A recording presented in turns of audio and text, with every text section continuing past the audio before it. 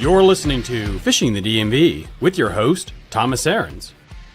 Fishing the DMV is brought to you by Jake's Bait and Tackle, located in Winchester, Virginia, Tactical Fishing Company, and Fishing Pro Tech, located just outside Williamsburg, Virginia. That doesn't get you jacked up, I don't know what. Every angler knows the feeling. Your shoulder burns after a long day of casting, your lower back and your knees feel super stiff from standing on the front of the boat all day trying to fill out that limit. You love being out on the water, but your body pays the price. That's why I keep Super Blue Stuff roll-ons everywhere I go. Tackle box, truck, home, glove box my boat. I've been using their product since I was young, and the natural pain relief with the emu oil and herbs that works in about 5 minutes. With no harsh chemicals, no strong medical smell, just rub it on and get back to fishing. Spring season is almost here, so stock up now. All Fishing the DMV viewers and listeners will receive free shipping off of their roll-on orders when they use the code FISHING at bluestuff.com/fishing, or you can give them a call at 866-571-BLUE. Again, you can use the website, bluestuff.com/fishing, or call 866-571-BLUE and use the code FISHING. And if you're watching on YouTube, put your phone up to the screen right now and use the QR code, and that'll take you right to the website. Thank you guys so much. I swear by this product, and I think you'll like it too. Tactical Fishing Company is a veteran-owned fishing brand that specializes in soft plastics and hollow body frogs that are designed in-house. They collaborate with anglers across the country, giving you some of the best designs out there. If you haven't checked them out yet, you're really missing out. Their number one selling bait is the MRE, Minnow Ready to Eat Hybrid Swim Bait. It flat out catches fish.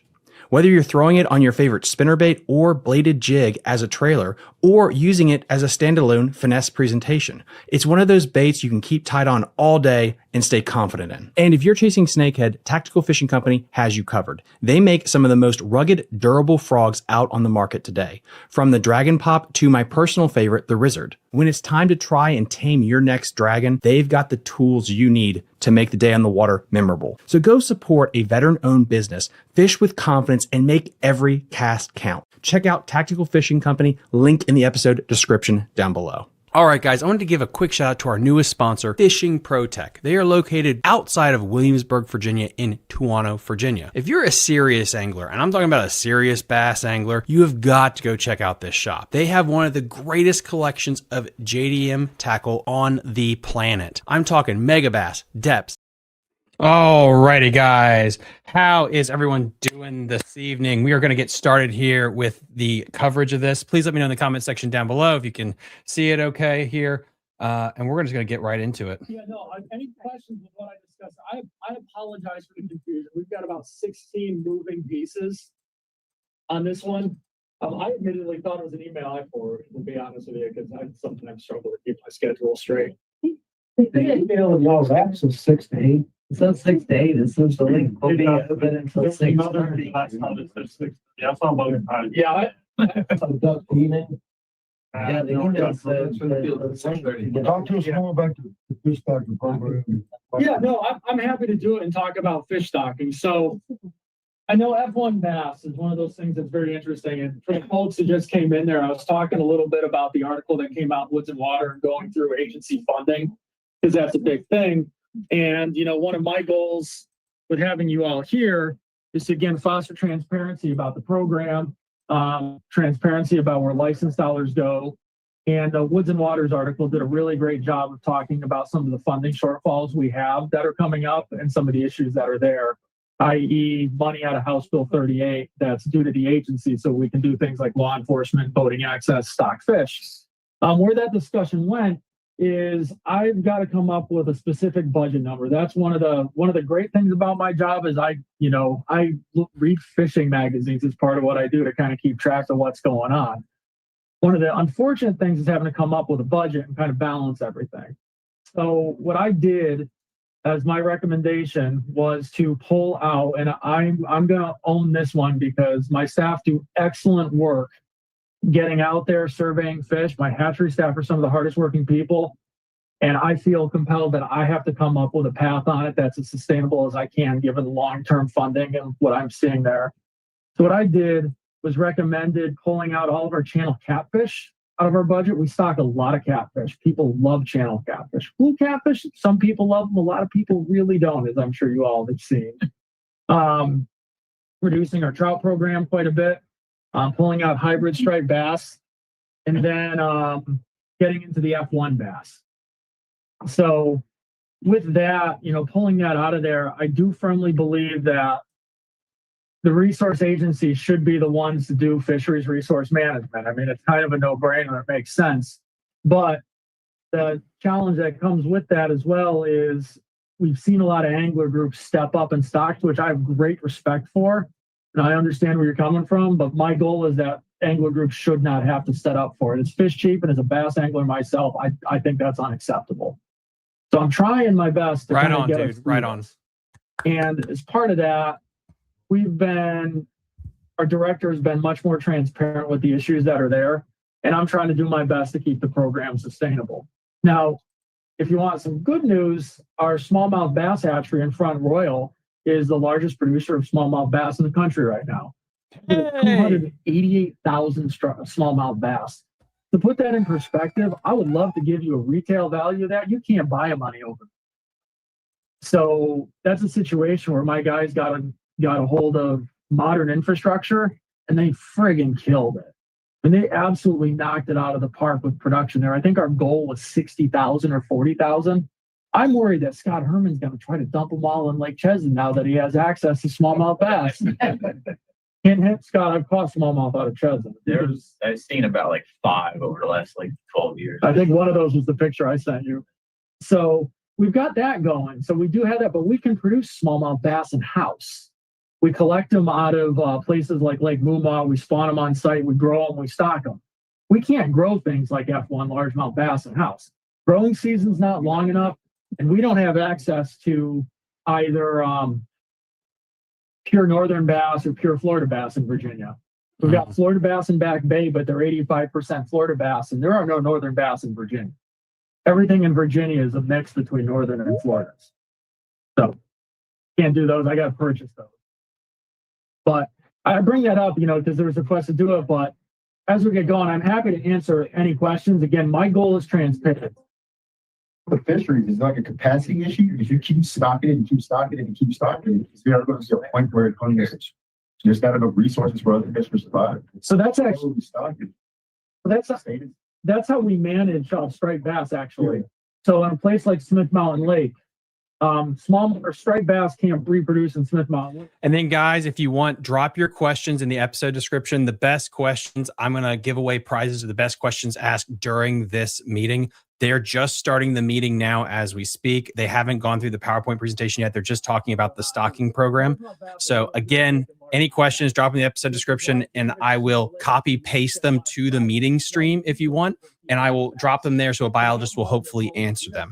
And then I'll pick the best question, and they're going to win some prizes from Super Blue Stuff and Tactical Fishing Company. If you take out the smaller bass, in those situations where we're doing a supplemental stocking, we're dealing with systems that have enough pressure to knock abundance down to a level that's not at carrying capacity. So that's where it is, carrying capacity. So a place like Amelia Lake out in the Amelia Wildlife Management Area, that place is at carrying capacity. Great place. You got kids who want to catch a bunch of small fish. But there's 800 bass in there that are that big, and there's 4 bass in there that are that big. I know a guy, the biggest bass I know I've caught in public water in Virginia since I got here came out of Amelia Lake, because it's eating all the 10-inch bass. But in those lakes that are a bit bigger, places like Smith Mountain or Anna, there is room for more fish to be in there.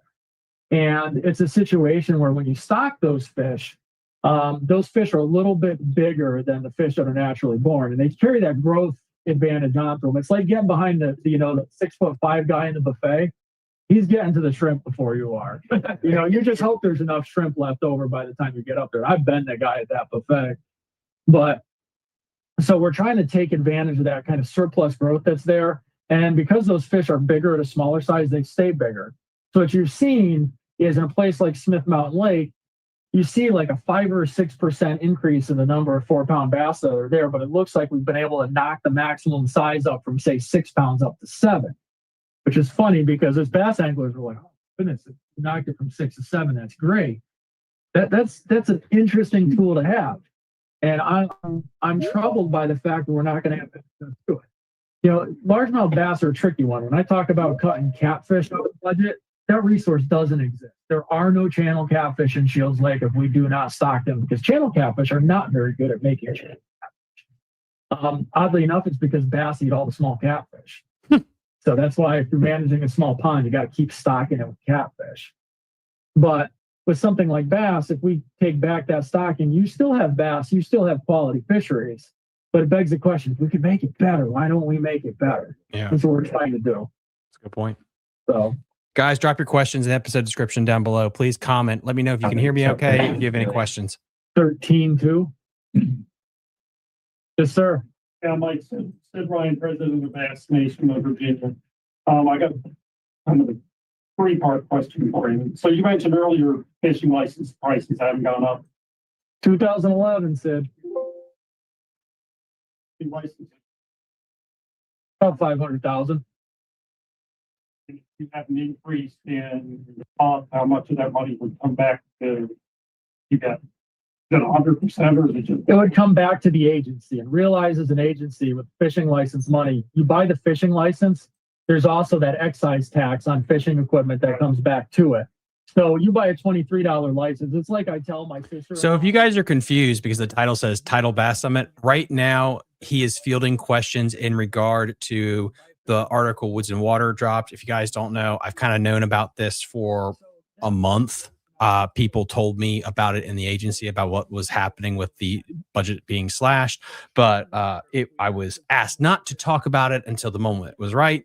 And when Woods and Waters dropped the massive article, all bets are off. We're not allowed to talk about it. There are massive budgetary cuts coming to the Virginia Department of Wildlife Resource. I believe they're going to be this year and really into next year. It's going to feel it to where there's potential harm to the F1 program, a lot of the stocking programs. They're not going to be able to mow or maintain a lot of the places. Again, go check out the Woods and Water program for more in depth. And when I have the opportunity, I'm going to try to get somebody on from the agency to discuss what is going on. You guys, $23 is a bargain, because I know what you guys have for rigs. I've seen what you guys have for rods. Yeah, and I would suspect that the majority of fishermen in our group Yeah. probably have licenses from 3 to 5 states, Yeah. not just Virginia. And that gets into I brought up the $46 on trout very specifically because out in Southwest Virginia, things aren't as great as they are out in this area in terms of economic impacts. So $46, I think, is a little bit too much to ask somebody to go fishing out in Southwest Virginia. You know, he asked me what I think a fishing license should cost, more than 23, but much less than 46.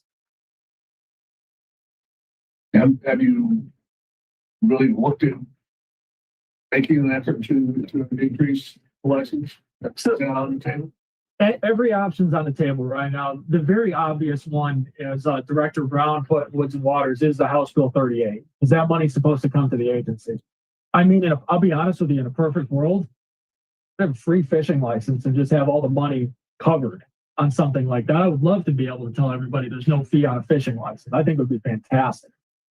But there's always resistance that comes with it. Like, I am confident, you know, I could convince everybody in this room that at least the license was worth paying on that one. And if you leave this not thinking the license is worth paying, I'm going to give you my business card and we're going to talk through that one. But the general public also, there's huge resistance to any kind of fee. Nobody likes to pay. I mean, none of us do.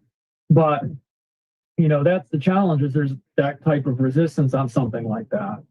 That's not popular. I don't want to be the fish chief that advocates for raising fishing license fees, but I need more money to put more stuff on the ground. I mean, I've got running a shoestring staff. I mean, I got folks running trucks that got 240,000 miles on them. I mean, I've got boats that are 36 years old doing electric fishing, or to keep track of what's going on. I mean, you guys have all got nervous when you draw the guy that's got the 1990 champion with the sagging transom on it. That's what my folks deal with on a daily basis. Now, everything else is going up in America.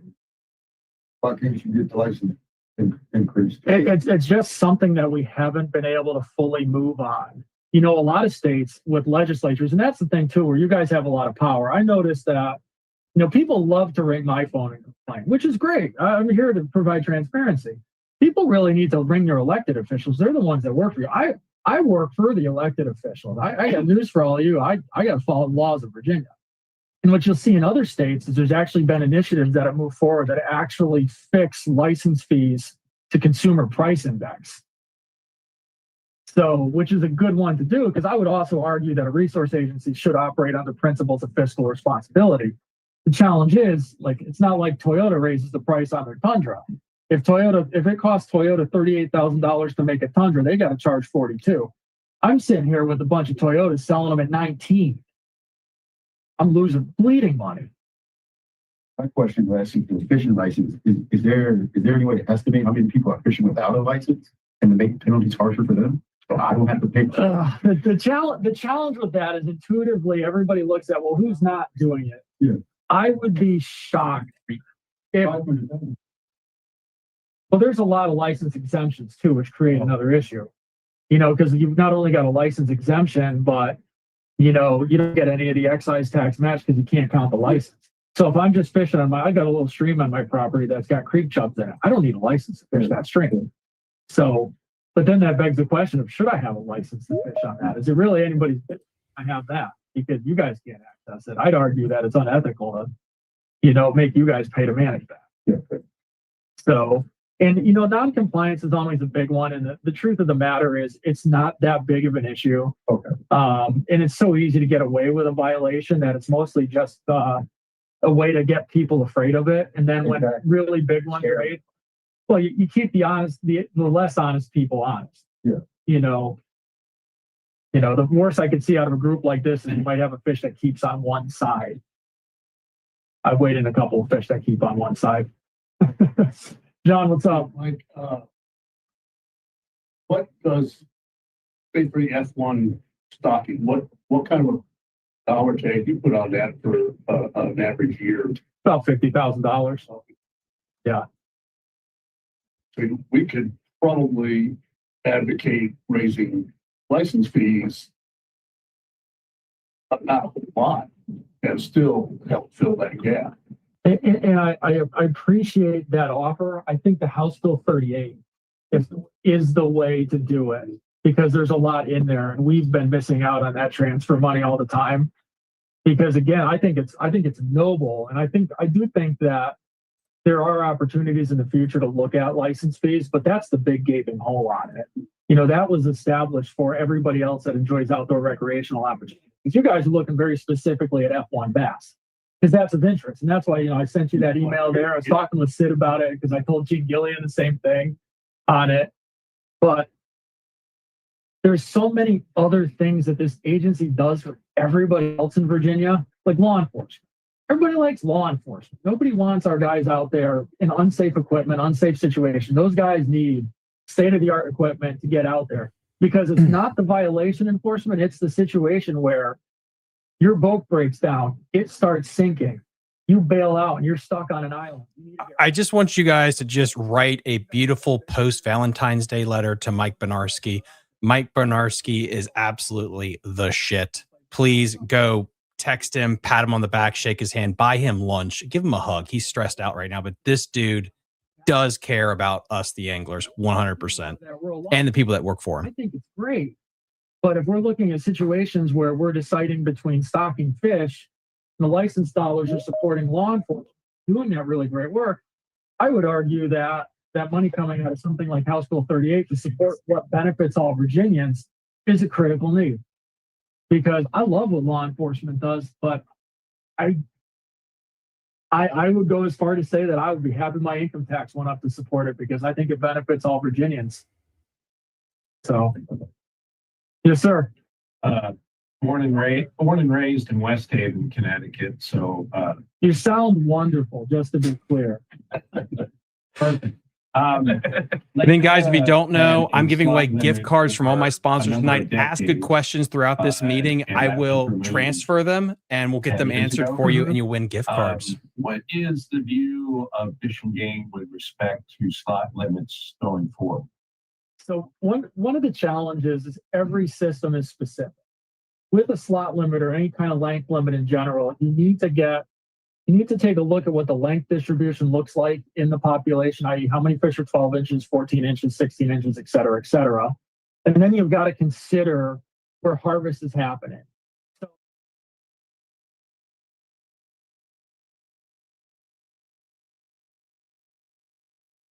You're very welcome, sir. I don't usually get to talk about the fancy, high stakes stuff in the bass fishing. So we're doing these boring C-SPAN meetings, but no, I kid. These are a lot of fun to really get back to what's happening, in the states that I really hold dear to my heart. I brought up crappie very specifically because people eat crappie.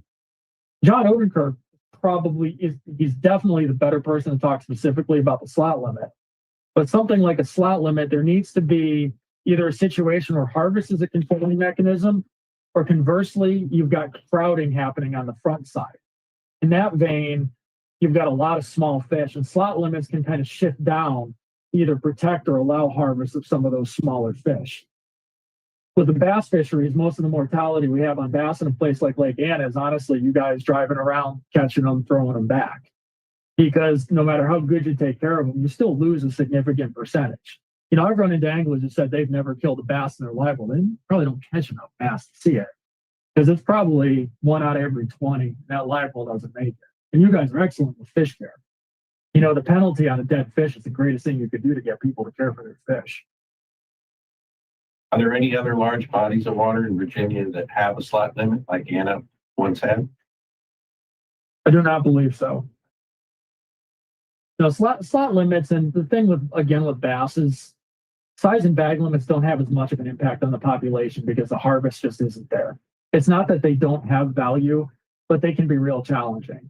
Now we will get into places like Briery where we aggressively try to grow larger fish, and that's when we'll start to get into things like really restrictive harvest or only allowing like very few fish or very large fish. So if you ever see something like a 22-inch minimum size, that's an effort to try to get it in that direction. But the challenge then is a lot of times there's not enough harvest or enough pressure to move the needle on it. So it's tricky. We're trying, but there's only so many things you can move around with it. Turns out Briery is our only fishery with a slot limit. I remembered that as I was talking, Clint. Thank you for pointing that out. Are we done with the opening act? Yes, thank you for being able to talk Thank you. for any amount of time. I love it.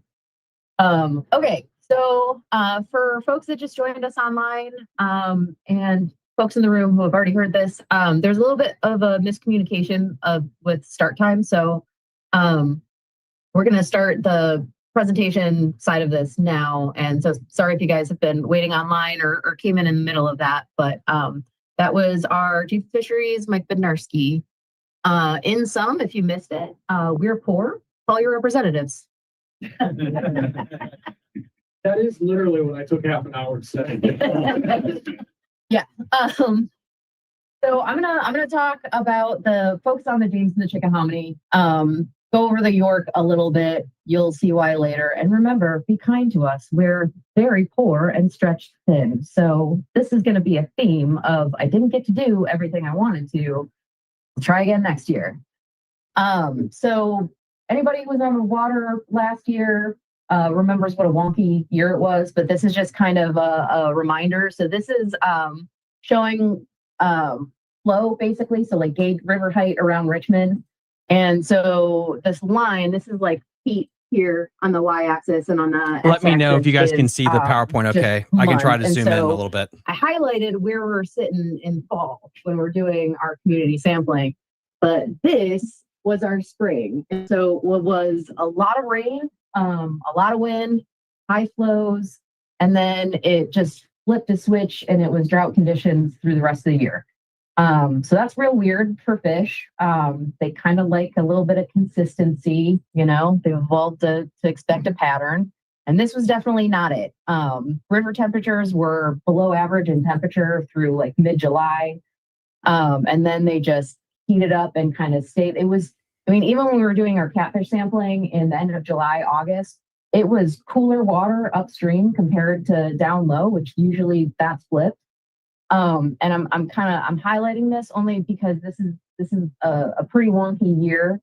And so when we were coming into our fall sampling, salinity was pretty high in the main stems, and it really limited where we could do our sampling. So in the James, we were primarily in the tributaries where, you know, there was some okay salinity in the main stem, but we were running into just, you know, heavy wind, and we just weren't getting the fish. And instead of spending that time, we tried to cover some territory in the tributary. So you'll kind of see, what we did and what we saw, but this is kind of just setting the stage for, it was a pretty salty year, heading into fall.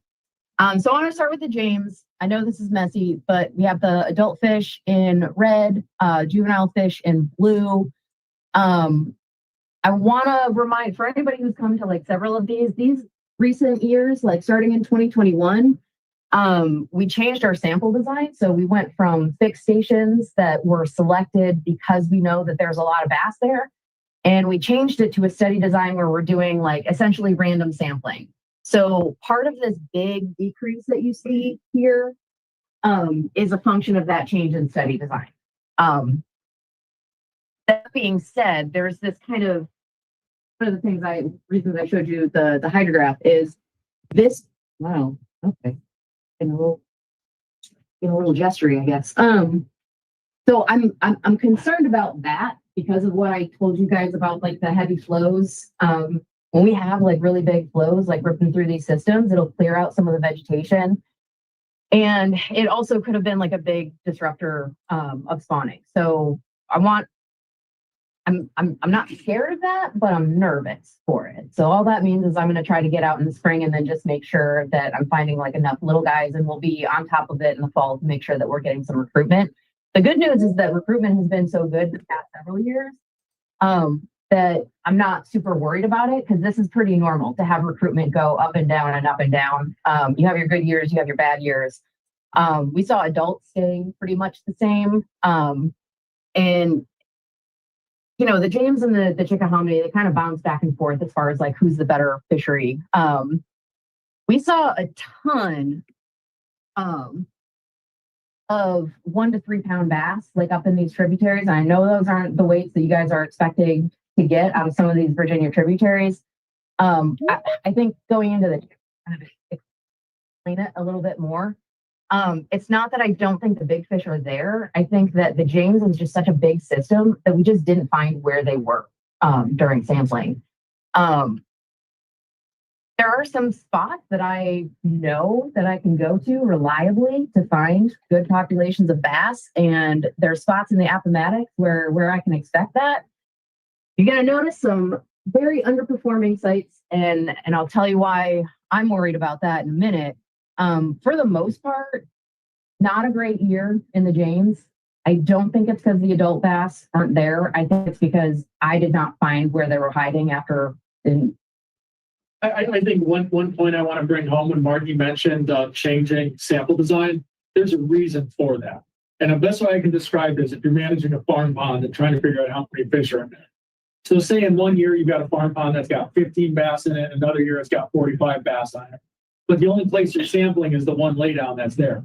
If you sample that laydown every year, there's 3 bass on that laydown. It does not matter if there's 10 bass in there or 45 bass. That's what they call a hyperstable index. So if you hit only those sites there, you actually don't see what's happening because there's always fish there. So what Margie's doing here is the work that she's focusing on is going to better reflect what's actually going on. So it looks like things are changing. You say, why would you do that? And so we can do this more accurately. This is something that a lot of resource agencies are struggling with as we learn more about statistics, because we're more interested in fish than statistics.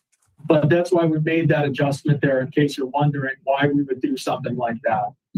It's a big problem with commercial fisheries management, and anybody ever wants to hear that, right? Just for the record, I'm equally interested in fish and statistics. That's why they hired me. So he's right about that transition. So ultimately, this is going to be a better reflection of what bass populations look in these tidal rivers over time.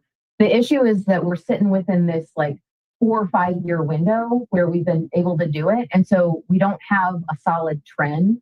We don't know what those data are supposed to look like. So we're really building back this baseline, whereas like our fixed station data goes back to like 1993, right? So if we see like some big fluctuations, it's like, yeah, okay, well, like that makes sense because some of our fixed stations were saltier some years than others. And okay, you can always explain it away.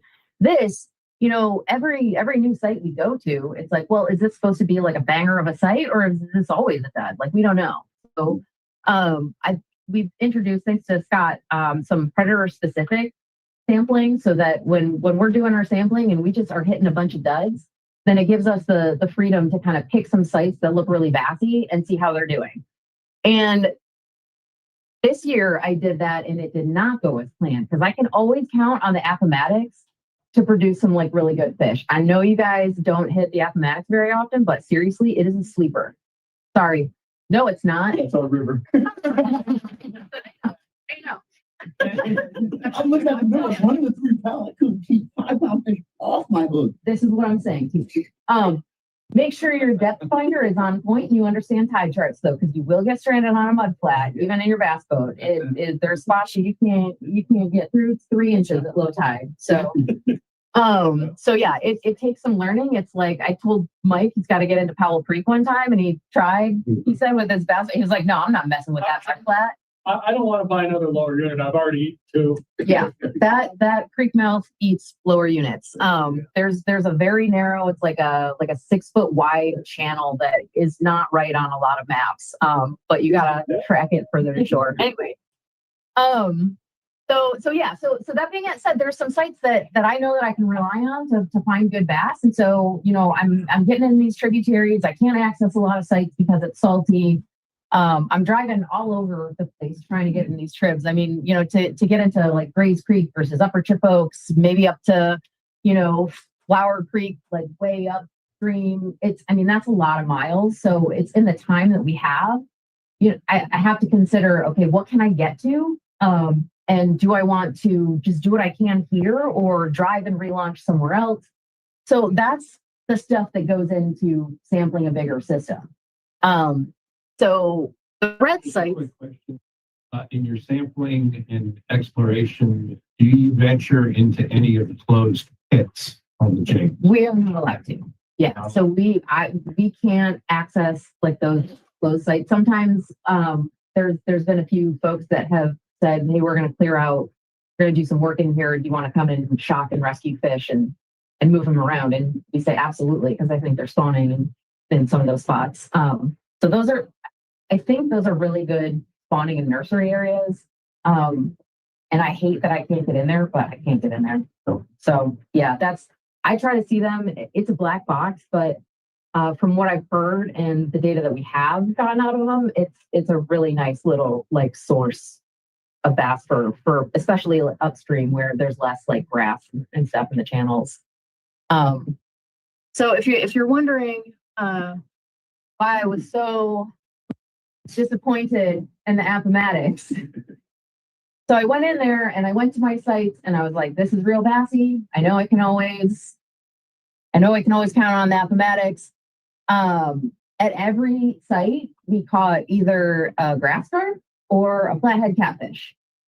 So grass carp are stocked in with water source reservoirs. You're not allowed to just put them in the river. They're triploid, so they can't reproduce. But it turns out what had happened and has been happening is that there was an issue with a fish excluder in one of those reservoirs upstream of the Appomattox. And so for years, they didn't, I think it was underwater. They didn't know there was a breach. And so there was just a ton of grass carp coming into the system. And it's kind of not funny, haha, but funny, is I went into this kind of little inlet and I was like, I've been here before, really good bass. Happy to be back. This is going to be a great site. And I didn't really take that close of a look around. We do this run where we pick up these 2 chunky fish. This fish was actually so fat, it had a roll. It had a fat roll. It was so filled with grass. It was that chunky. It was absurd. And then I start looking around and I realize all of the spatterdock and the arrow arum, it's like 2nd year growth. So there's no hydrilla at all. And there's really no young new growth spatterdock. And that is where the juveniles are going to find refuge, first of all. And you're going to see like big bass kind of feeding off of that drop off, where you see all those little like bluegills in and out of that hydrilla, in and out of that cover. So what should have been like a perfectly set up bassy transect, I don't even think we got one bass found hardly any juveniles where we sampled in the Appomattox. And I'm drawing your attention to it because I hope that if you hear of grass carp or you see one, I will give you my number on the last slide, my email, call me, text me, let me know. I will go get it. We are going to be doing a lot of monitoring for those guys. We know there's a finite number of them, right? They can't reproduce. So we know that there's a finite number of them. And we're going to just go and dispatch them. How do you say that politely? Dispose of vectors. Margie's got a grudge and she's out for We talk about fish purchases. I also put all the grass carp out of the budget too. just for like one victory. I understand their need, but personally, I hate a grass carp and I really don't take a liking to anything that eats my bass habitat. So I'm a little cranky about them. Gonna take them out this spring. If anybody has feelings to get out, let me know. Can come aboard. The other thing we saw a lot more of this year more than ever is flathead catfish. So we know that they've been increasing over the past few years. These guys are kind of moving down from the fall line. They have been in the James for a while, but they haven't been this prevalent. And so looking back, if I can go back to here. So if I can do this for online folks too. So we found them up around Deep Bottom in 4 Mile Creek and Bailey Creek, and then up in the Appomattox, like up as far as here in all the braided channels, Swift Creek, and then in the channels around the Appomattox. They're not like blue cats. They like that like shallower habitat. They love that like shoreline structure, deep pockets around structure. And there's like no shortage of that in the Appomattox. So they love like a deep spot right up against like a cut bank or something like that. So we're starting to see a lot more of them. And when you have the combination of these guys eating all of the refuge, eating all of the grass, you have this kind of mostly empty, channel with some spatter dock. It's an absolute smorgasbord for these guys. So this is not even that big of a fish. I think it was 8 pounds or 10 pounds. But they're always surprisingly light. But look at all this room. That can fit. That's not a big fish. That can eat a pretty good sized bass. So their face is just open. I mean, their mouths are basically just like a hinge and they'll just hoover stuff up. So pretty much they're just gate limited and they'll eat what's out there. And so this is probably the biggest one that I found in the Appomattox. The one that I found up around Deep Bottom was about 40 pounds. It was big. And, doing a transect with the shock boat up to it, we're getting a lot of like small fish, a lot of like really good forage is a normal run. And then all of a sudden there was nothing. And I was like looking at my shock box being like, what? It's broken. Oh God, we can't afford this on theme.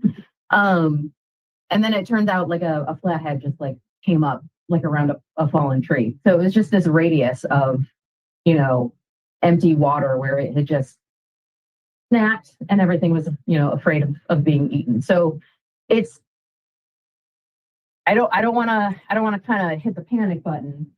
But these guys, I'm concerned they're going to be a bigger problem. I'm a little concerned. That's why we haven't seen as good of bass numbers like upstream in the James above like Presque Isle where it's more channelized.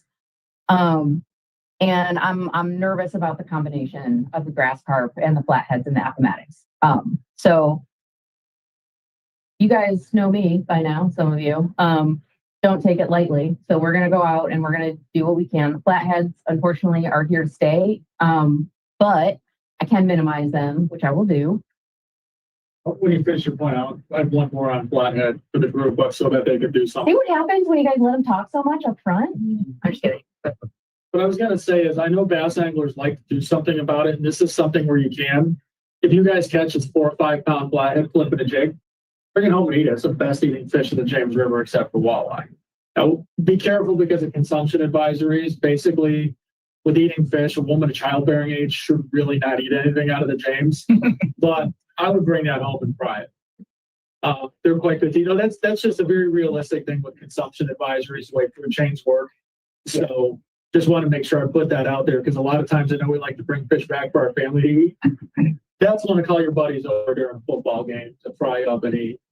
So just want to put that out there because you will run into the smaller ones.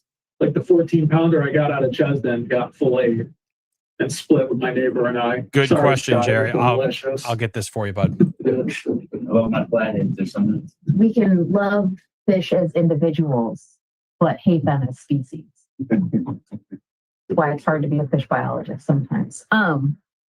Yeah, so all that to say is that flatheads and blue cats are different in that, so blue cats they're omnivores, so they eat everything. And when you eat everything, when you're not really picky, then there can be a lot of you. A system can support like a lot of you. These guys are an apex predator and they start eating fish from a very young age. And in general, not all the time, but in general, if you're at the top of the food chain, there's not going to be as many of you. And I say that because when somebody asks me, like, if I catch a blue cat, like, should I kill it?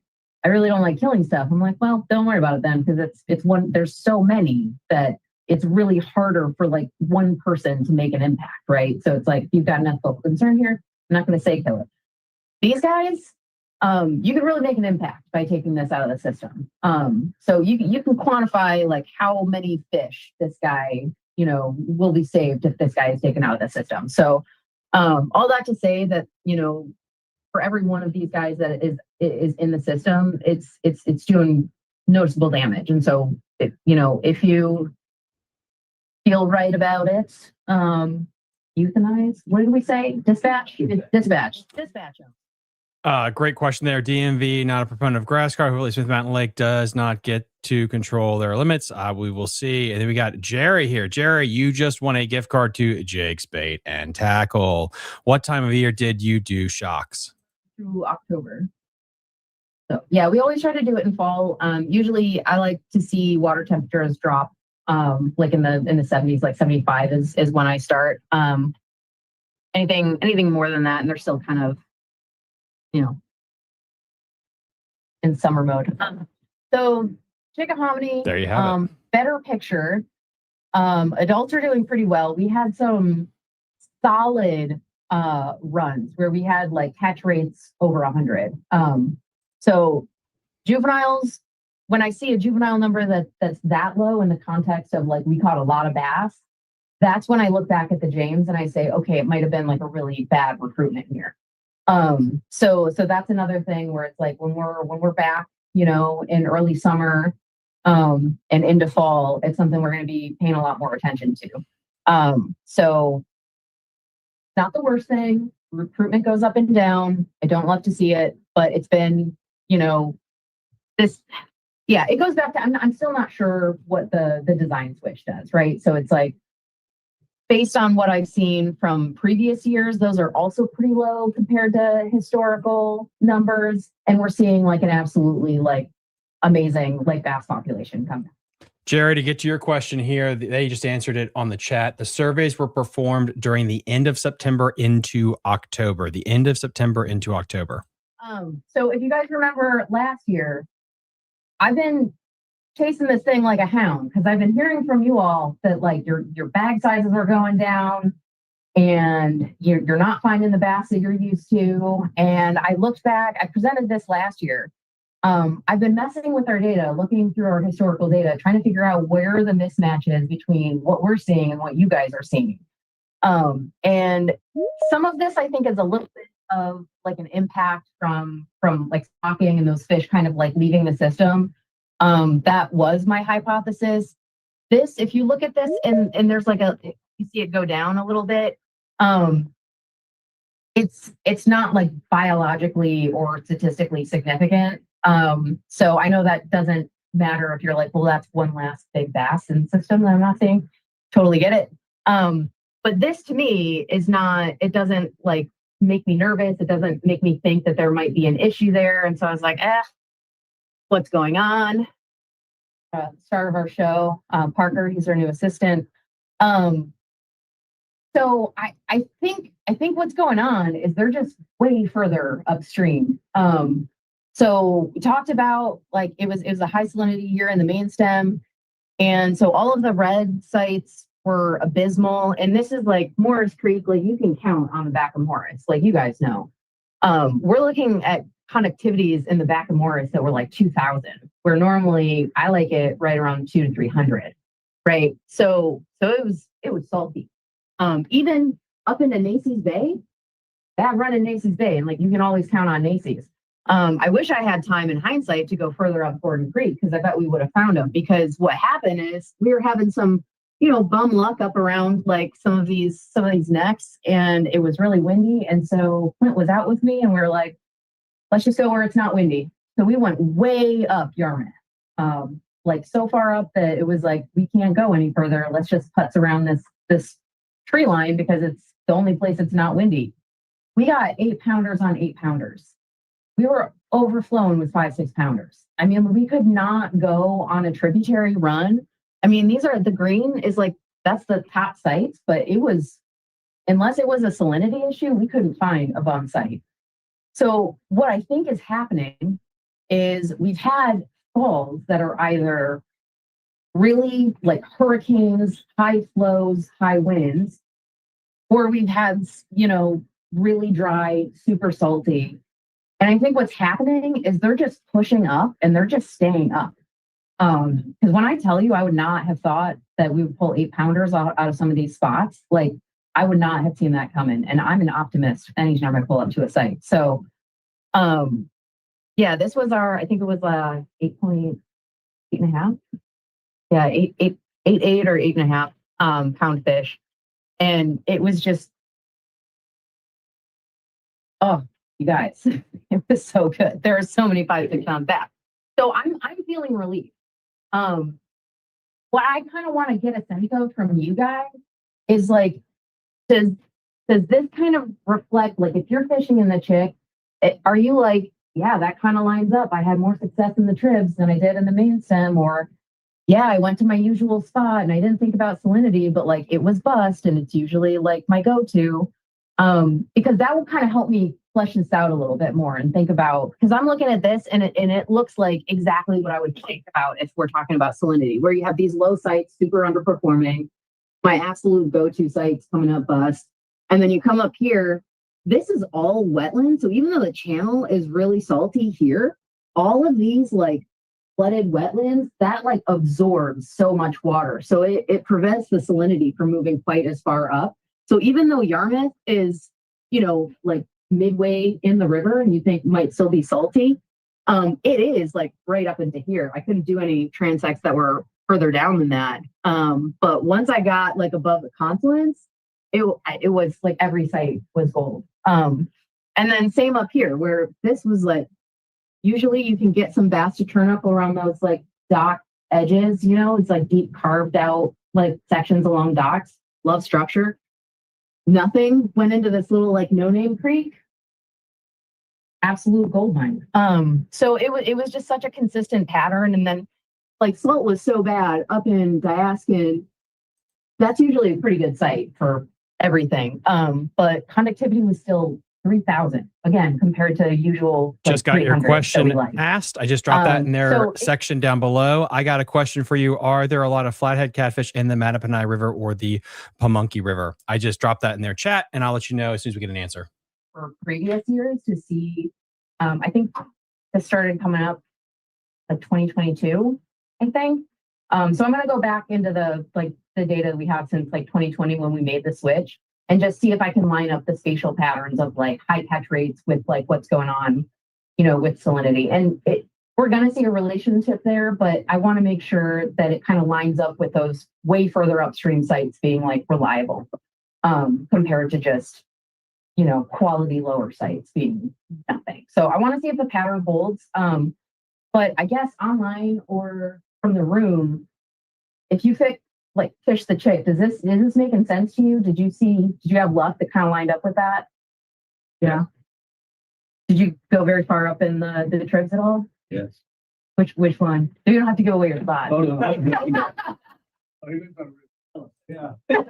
Guys, please hit a like, thumbs up button, heart. Please share this out. It's really helping me in the algorithm. Thank you so much. Get your questions in too.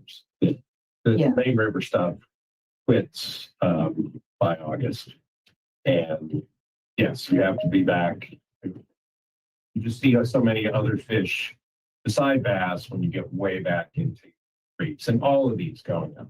Blackstone, all the way going up. Yeah. The further back you went, just the more activity, until you finally until you finally run out of water, it becomes too shallow. Yeah, and so that makes a lot of sense. There's some spots like around the corner from Gordon's, there's like 3 cypress trees like right off here. And it's there's like several patches of 3 cedar trees over there. So but what you're saying on the when I look at your slide of the James River, my first thought was you didn't go far enough up the creek. It stopped like at a stopping point. I was like, you missed it. yeah, well, and so part of that is that there's spots in like Heron Creek. It was like our best site, like in the James, it was over 100 and for that creek. But once you go around the corner from like the Westover property, it's so shallow. Like it's like 6 inches, and I can't. It was low water. And I couldn't find, I went there like two different times at different like tide stages, and I still like couldn't get across. And then, and then Powell, it levels out like above those old like pilings, and so it's all that wetland, just like flooded forest. And I've spent some time shocking that, looking for like blue cat spawning areas, and it looks so productive, but it's weirdly not. I mean, there's a lot of little fish, not productive for really big fish. But yeah, I mean, yes, 100%. But there's it with the chick and the James. There are these like spots in the main stem where you can at least find like a couple pounder, and I just was not seeing hardly anything. And I mean, this is like an extreme year where it's like I didn't even feel safe running the boat. Like it's just gonna, just rust up our hull. It's just hard on our equipment. It's not great. So this was kind of an extreme case that just made me think that they're just kind of going further up and staying further up, if like conditions are starting out like rough in the season. Like it makes sense that they go further up like when you get into like these drier years, but there's still like most years we can sample some of these like really cool like tree line grassy like grass lines in the main stem and come up with like some really good fish. And just the last few years they've either been really small guys, 3 pound like max, instead of the occasional like 6 pound. And so that it's like this absolute kind of like shrinking of the distribution, so there's not even like the bare minimum of what you're expecting in the main stem, and it's just pushed like way upstream. So this seemed like a lot more extreme version of the pattern. And so I think what it means is you guys are going to have to just be way more in the weeds on like temperature and hydrograph patterns and all kinds of stuff. I know. No. Yeah. Maybe they can give us a discount. So I'm still gonna look at this, but this made me feel a lot better about there still being like those big fish in the system. Does anybody feel better with me? Have you guys all been nervous with me the past 4 years? John, I know you have. We've talked about it. Just one thing, Dad, this is why the interface between biologists and anglers is so important. These systems are very dynamic. So we get a lot of concerns raised about, this spot's been good for me for the last 5. It's been good for me for 5 years, but it's been dead the last year. And I know we all fall in love with spots, but no, my favorite spot at Lake Chesed is filled in. It used to be where the channel cut off at the top of the Appomattox. It's literally up with bird habitat right now because it washed in. Those same processes happen here, whether it's dry years, wet years, things silt in. The lesson to be learned there from an angler's perspective is if the spot seems dead, it is. But having these conversations like this is also helping, as you guys are kind of nodding along with the stuff Marty's saying, we as biologists really value what anglers say, because a lot of our job is to take the model you guys have in your head about how the fishery works and try to evaluate it mathematically. So it seems like you're just swapping little fishing stories here and how I did well in that creek. but it's really helping to help our understanding of what goes on there. And I don't have my notepad with me taking down spots either, so I'm not using this for my own benefit. I swear, I forgot. What we seen in 2025 on the chick in particular. Oh, yeah, that was, falls in line. yeah. 23, 24, you and I have talked several times. We weren't seeing those larger class fish come to the scales, but this last year it picked up Yeah, okay, that's good to hear. quite a bit. And I think our big one was 965. But we had several eights. We stopped counting fours and fives. Love it. So, you know, the going way the 4 or 5, but we got that 9 pounders on top of it. But no, That's my happy we're seeing place bigger fish. Yeah, knowing that like 5 pounders are like a throwaway fish. I think our Like, trade was yeah. worst. okay, You know, cool. we're our own worst enemies. Yeah, that's Resistance to change. and just to echo what Mike says, I mean, this is some of this is like our sampling design is helping us like figure out a little bit of what's going on here. But like a lot of this is just talking to you guys, because if I'm just looking at our data and I'm not talking to you guys, then I'm thinking everything is peachy while you guys are concerned about the population. So it's one of the reasons that we do this. And I know there are some biologists out there that think they have all the knowledge in the world. They don't need your on the ground knowledge. I am not that person. Like, I see us as a team. You guys collectively spend a whole lot more time on the water than I can. A little bit jealous. But like that, the information that you give me from what you're seeing on the water is super valuable. And yeah, I can't, like we talked about the sores that we were seeing that one year. I had also been seeing them. And so that helped me figure out, like, maybe it's just at the tournament, like release sites. And Ken, I'll get your question asked as soon as we get to the Potomac River. I think the Potomac River will be on here. If it's not, I will, I'll call Odenkirk separately and I'll get that information for you, Ken. be on top of it, but oh, sure. Are any of the F1s from the last F1 stocking in the Chickahominy River still in the system? I like probably like statistically, that's likely. But they didn't recruit very well into the population. I think my predecessor Aaron Bunch did like a follow-up study, and I think it was like 12%. So if you combine that like low recruiting into the population with how long it's been, it's 2009. I think the last one was like 113. No, I had those on boats with you guys when they did it. yeah. Was it 13?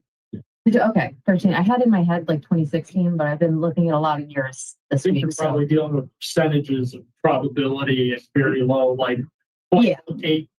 yeah, so it's possible, but there's fewer and fewer every day. They don't live forever, but that's a good question. What about the salinity level? What is best as money? Well, that's a really good question. I don't know. Scott, do you have like a number in your head? They can tolerate like I usually cannot like 3 hear to what 5. they just said. Yeah, they sorry. can tolerate a lot, but like When does it impact the spawn? Successful spawn. Probably not the spring. yeah, I think you. Mike. So A resident. I know. Best. I used to catch largemouth in the Connecticut River, mixed in with bluefish. Here. Yeah, the reason being is fish blood is 12 parts per thousand.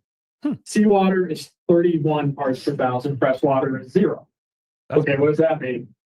Freshwater fish try to get more salt in their body so they can work up to 12 parts per thousand. The reason you put salt in your live wells, it reduces the amount of stress they have to keep the salt balance there. Oh. So the salt in your live well, you're probably up at 3 or 4 or 5 parts per thousand, and it reduces the stress of the fish. That's pretty cool. Saltwater fish actively excrete salt, and they can get into that 12 parts per thousand, which is why you get bluefish, which are a saltwater fish, and largemouth bass mixed in because they can both tolerate it for an amount of time. With spawning, you're typically not going to get these low water conditions during the spawn and having an appreciable effect on it just because natural selection is such a strong pressure that the fish avoid it. It's like I was talking to guys here who fish the Hudson. Hudson has gigantic tide ranges. Any fish that spawns in 1.5 foot of water in the Hudson is not passing its genes on. So it's another reason why you'll see a lot of fish move upriver in the spring as well. You know, even though they don't have to, a lot of bass go into creeks and move back there and way back in. So it's not going to impact the spawn as much because the fish avoid it. But if I had to put a number on that, like gut's about like 2 or 3. But there are systems like Onondaga Lake in Syracuse, New York, which has a lot of impact from salt, just the watersheds in those areas where you're seeing successful reproduction in those 2 or 3. So Saying 2 or 3. So parts per thousand, yeah, that's kind of like gut on that one. Practically, I would be surprised to see the low water line up with the fish not instinctively avoiding it. They're pretty good at making fish, so they kind of figure out what's going on. It's why water level rises and all that stuff moves fish around so much during spawn, because it's a huge energetic cost for them to make a nest, guard the fry, et cetera, et cetera. So they're pretty good with it. It's more of a concern with the summer and when they start to move around and what's stressful and what's not, because even though you get bass and bluefish will mix in the same creek, they can't really live there forever. You know, it's one of the criticisms we have on some of the blue catfish work is you hear about blue catfish being in salt water. Blue catfish can live in salt water for a very short period of time. It doesn't mean it's good habitat. Yeah. So what they can tolerate versus like what they would prefer. So like this is where we get into kind of, I know that I can go like down around Wilcox Landing and catch a few bass. They might be like 1 to 2 pounds. It's saltier than I would think, but they're there. They wouldn't be able to spawn there. But it's that exact line on the spawn that I'm not really sure about. And, you know, kind of putting numbers to it versus like, what would the quality of habitat look like? And like what fluctuation would be intolerable? I don't really know. But like Mike said, it's like they spawn in the spring where you're less likely to have those like super salty, dry conditions. I can look into that a little bit more and see if there is like a number and that you guys can have that in your head so that you're kind of when you're like boating around. So parts per thousand, it's roughly so like 2%. That would be like 0.2. Wait, 2 ppt. What did you say? I would need a chalk to figure out. So I'm just going to stick with parts per thousand. Yeah. Okay. It's you just remove a 0, so it's like 0.2% then. So it's like yeah. Seth, I'll try to get your question answered. Sure. Hey, One, I'm not sure, I'm thinking of saying Culpeper, but the listener asked, what are the best F1 spots near Culpeper? Good question. And I think that Culpeper, Virginia is not. Lake Anna. Lake Anna, right? Sure. Every day we want to hear that can answer that. That's on this side. I'm going to Lake Anna. That's what I thought. So, sorry, Toby, we're not able to answer that one. But next up, I have a here for you from the Fish in the DMV. What kept the snakeheads from being an issue on the James, unlike other river systems? So that's an interesting question because they are not in the James that we know of. And I say that we know of because I've gotten credible reports. I've done follow-up and I've spent a lot of time shocking around there and I have not turned them up.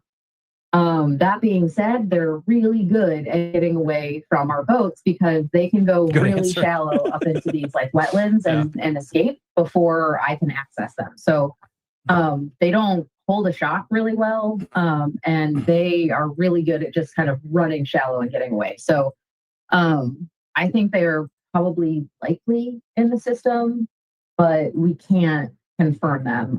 We can't get like an actual positive ID.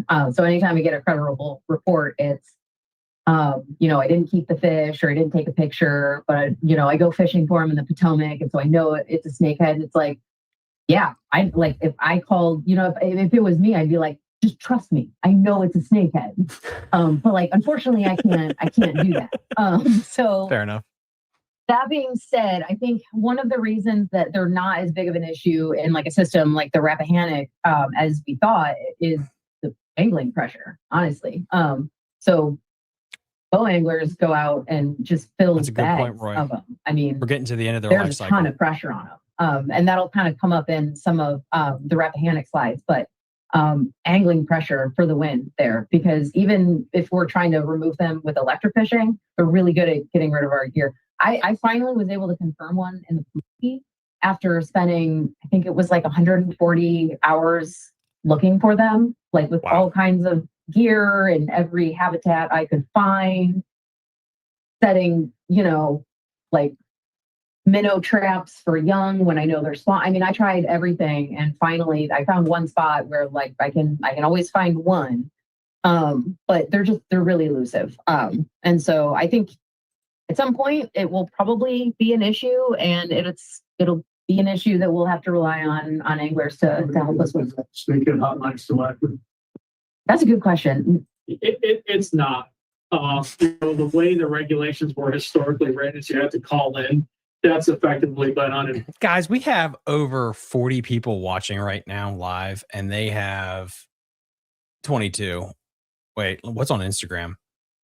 Oh my God, we have 20 people on Instagram. So we have over, 44, 5, 6. We have over 60 people watching live my reaction to their stream.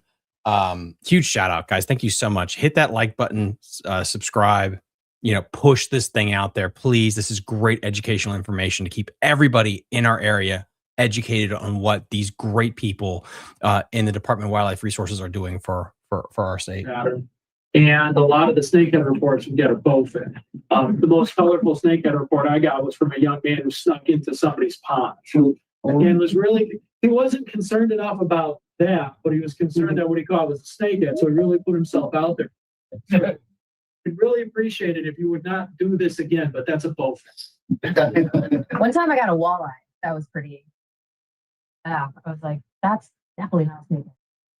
While we're on the chicken and James, I've had this, I'll say, discussion among other anglers and being a tournament for people here and golf.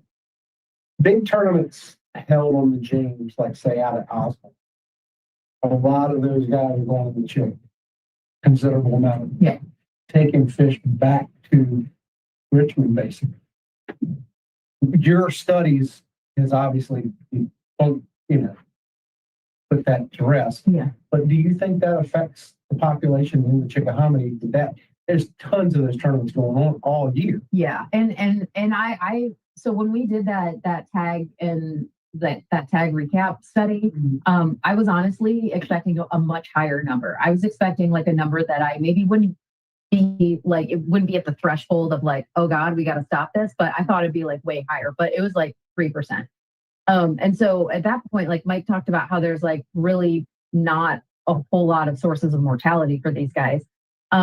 That kind of export, I think, is part of that like mortality. Like that's an absence in the system that kind of functions like that. In a system like the Chick, it's big enough that, and there's enough bass that much like translocation out of the system isn't going to affect it at all. And it's within that kind of buffer of like, could be natural mortality, So it's like, I think when you have that kind of movement out of the system, it is almost like it bolsters the system, right? It kind of keeps those. Yeah. And I mean, some of them, what we showed is that some of them end up coming back, which is really weird. So, it worked two ways. I mean, it was mostly from the Chickahominy into the James.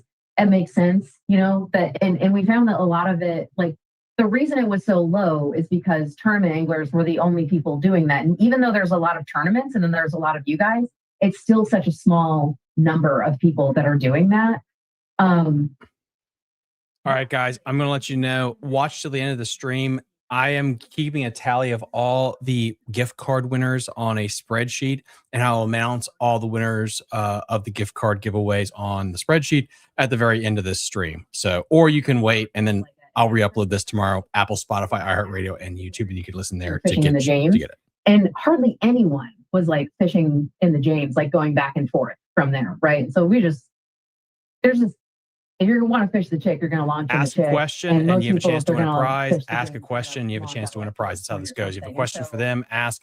There's a ton of rivers still it- left like, for it them makes to sense talk in that about. So context, again, but I was if you want to really wait, surprised that maybe it you'll wasn't get a higher question because answered, or you'll this have a is question where pop our up head's then. at. Like there's huge bass fishery. There's a lot of tournaments and they're catching a lot of fish. And so it's like the number you expect to see is like a lot bigger in your head because that's your world. And then so kind of looking at the calendar and seeing how many, bass tournaments and where people are going, it really ends up being like such a small number. So I feel really good about that. We would have to have tournaments like God, even more than that. We have to have like for scale, you'd have to have like the equivalent of like a Bassmaster Open like 4 or 5 more times a year to start seeing an impact. That being said, that gets into a lot more like post-release shenanigans. But yeah, so to answer your question, I have never been more prepared for questions. That was awesome. But yeah, not super. Not a plan. Let's move on just so we have enough time. Mostly I'm going to kind of skip over this. I included it because I wanted you guys to have access to the most recent York River numbers. But the last time I really got to spend time in the Pamunkey or the Mattaponi was in 2023. Last year, hurricanes kept me out of it. This year, I went in both of them trying to do what I could, but they were so salty. I couldn't get in Mattaponi.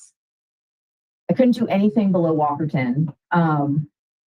And further up, we were seeing sturgeon jumping, so migrating in for the spawn. So specifically in the Pamunkey, I know and work with the guys that are doing the sturgeon sampling up in the Pamunkey. So I know exactly where their nets are and exactly where sturgeon are spawning, right? I was so condensed that I was worried that I was going to be shocking over Atlantic sturgeon that are trying to spawn. And it's not as much of a concern in the James. It's a huge channel, right? I know they're not going up Powell Creek. If I'm shocking along the main stem, that electricity is not going to the channel where the sturgeon are. The Pamunkey and the Mattaponi are as upstream as I had to go to get decent conductivity, are so narrow that I was genuinely worried about shocking sturgeon. And so I wasn't really getting good data because salinity was all over the map. And B, I was concerned about shocking an endangered species. And so I did a few sites in the Mattaponi to try to get DEQ some fish tissue samples, and they were almost bust. So I almost couldn't even get enough catfish to send to them for tissue sampling. So when I tell you guys it was like a wonky, salty year, really was. But happy to see these numbers. Monkey tournaments, top weights are usually 12, 13 pounds. That's in 5 fish. Wait, oh yeah, okay, yeah. There's always, there's always 2-pounders, 3-pounders, and then I can count on usually every year finding a couple 5-pounders in each system. It's not like the chick, but harder to figure out the patterns. Where they're holding is wonky. Sometimes they'll just be tucked in these little no-name creeks. Your boat is almost seems like it's too wide to get in there. But yeah, it just couldn't make it happen this year. So this is another part of where I'm gonna say this is the kind of stuff that I would expect more often. When I say we're stretched really thin, it's like we have more help. I could have gotten more help. We could have maybe done some more here. But I'm kind of working with not a whole lot. This guy started mid-October. So we were able to pick up a bunch, once he was on and a bit before by borrowing people from other places. And for the past few years, we've been strapped and we work really hard to not show it, to still be able to do what you guys expect of us. Last year and this year, not being able to sample very much is what it's going to look like.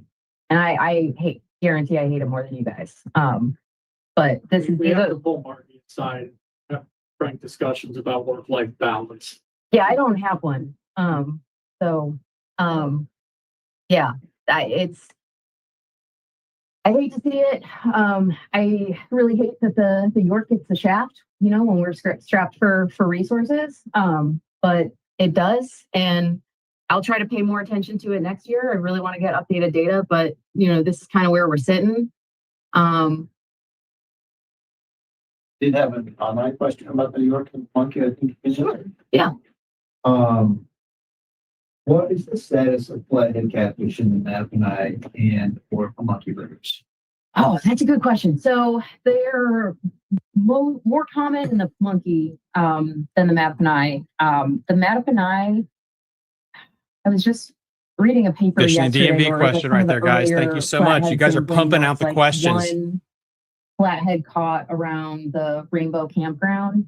In Pamunkey, they're more evenly distributed down. They're still not, they haven't been super common in the last few years, but it was another spot where like this year, it wasn't even for community sampling. It was for, I think I was trying to sneak in invasives monitoring in the summer. And every run I picked up a flathead, small guys, big guys. So they're picking up there as well. I still haven't caught one in the Mackinac. So, they're there, but they're not at that kind of I'm not regularly encountering them, but I would expect that to change too. So, to reiterate a point that was brought up earlier about blue catfish, and they're already established, as well as snakehead, and why we don't see snakehead in the James. Realize that when those type of predators are very low abundance, taking one out can actually have a pretty big impact. So if you guys run into a flathead where you don't see one, or you run it, especially if you run into a snakehead, grab it. Because there is a non-zero, that's one of the few in there, and if they can't find another one, they can't make any more. So like the James hasn't hit a level where we see them often enough and they haven't found enough mates. Once they get over that point, they make a ton of fish. So you can have an appreciable effect, or at the very least, stall it for a couple of years. So if you're asking about flatheads and you finally see one, take it, kill it, let us know, and realize that if it's the only one there, you're doing something useful, because when people move fish around, they're only moving 2 or 3 fish around. Most people aren't moving 75 flathead, they're moving 1 or 2. I mean, we had flathead show up in Fountain Lake over at Bird Park in Richmond. That fish didn't get there because a bird dragged it in. Scott, better not than you. Not that one. Yeah. So I would expect them to start being more problematic in the next like few years. I would expect folks to start seeing them a little bit more, but I definitely dispose of them. Nailed it. When I see them, and really nice coincidence, all of our invasive fish are really tasty. So, do you want to run through region 4 slides, or do you want to? If there's just a few. Yeah. All right. So I'm going to turn it over to Scott. He's going to talk about the upper wrap, the Piankatank, and the lower wrap. Just enter, just put Sit down. Yeah, John Odenkirk, Eisel, and Mike Eisel and Robbie Willis. They're the fisheries crew out of our Fredericksburg office. They spend a lot of time on the Pamunkey, on the Potomac River, excuse me, and they do a lot of sampling on the Rappahannock River. Usually they're out there second to third week of September, pretty much clockwork. They have standardized sites that they hit every year. Part of their sampling, they're more specifically looking at the predator species, the largemouth bass, bowfin, as well as the northern snakehead.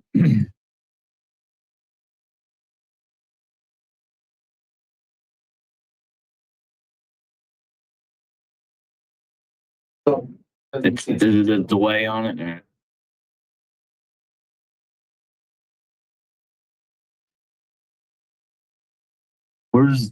Where's his talk? It went back a year. I know. Yeah. Go down. Okay. So just hit the down arrow, and then it'll change. Yeah, John's been working at Fredericksburg for a while. You get 23 years of data. I'll show the different distributions of the graphs here in a little bit. Taking to note that the y-axes are not the same when just any comparisons. Seeing some positive bass trends. That's always a good thing for the future. Snakehead catch rate, about the same as last year, just not as high as what they've seen in the past. A lot of that goes to a lot of the bow fishing action that's out there on the Rappahannock. I'll talk a little bit more about the lower Rapp.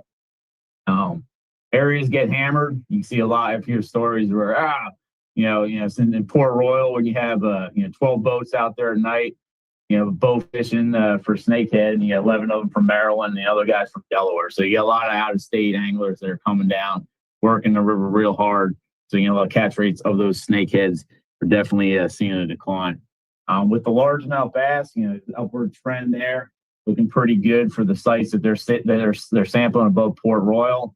Get the mean there, catch per unit effort at 12 fish per hour, and you're getting way past that on that end. So the upward trend there the last few years looking good. So anybody's been fishing any of the tournaments out of Hicks Landing there on the Rappahannock, bouncing upriver, you can find piles of fish.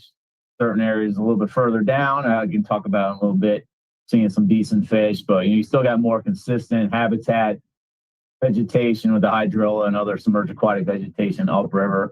I used to work with John way back in the day and remember sampling some of the sites up high. You get some really nice habitat, stable conditions. Don't nearly have to wrestle with the salinity wedge, the major impact on the lower end. I'll talk about that till I'm blue in the face later on about how the difficulties of the salinity wedge. But things are looking solid in terms of the bass that they're finding. I don't know if you didn't have any real pictures of some of the better ones that they've been getting, but here's the adult catch rate. Those fish, the one before was the juvenile. So the adults are doing even better with the 32 fish per hour as the average. And you can see towards the upward trend of the year catch rates there, and a good plot of those, in comparison to 20 years ago when the scattering of plots down low where kind of makes me feel a little bit better about some of my catch rates on the lower Rappahannock. We're seeing some of those, but the upward trend of just that stable habitat definitely coming into play. If you get that, all the submerged aquatic vegetation, good nursery habitat, and those fish are surviving long enough, and you're putting on some solid growth. Just one thing to add, because we're scientists, so we live in this realm of figures. Just realize that things you're seeing like that means we're seeing 5 times as many bass in 2025 as we would have back in 2005 with our gear. Our gear is very good at catching fish. So this is the difference between catching, say, 5 and catching 30. Is this a stocking? Do you stock this with? This is the electric fishing. This is the electrofishing. This is all natural reproduction. The Rappahannock was stocked for a couple years, and we really further down the lower end, we didn't see too much in the terms of survival of those stock fish, the tiger bass, those F1s that were put in. With the stocking point, one thing I want to raise just to reiterate, when you hear about things like bass stocking, you're typically only increasing the population a couple of %. So we're not talking about tripling the number of bass you might see. We might be talking about, where you would have 100 4-pound bass, you might have 106. Okay. So I look at that like catching 6 more 4-pound bass this year. That's pretty good. What caused that? Vegetation? Yeah, so the Rappahannock back in 20, I think it looks like it was like 2015, but it was around there where it was a really bad drought combined with some big winter storms, and the way that the Rapp is positioned, and this is why I think that the Chick is kind of like set up a little bit better, more stable, is when you have like current and wind and just high flows like ripping down the Rapp and out of those tribs, and it's just like tearing up all the vegetation. So in all the systems, the Rappahannock fluctuates with vegetation the most. And if you look at like the Virginia Institute of Marine Science, they do aquatic vegetation surveys every year.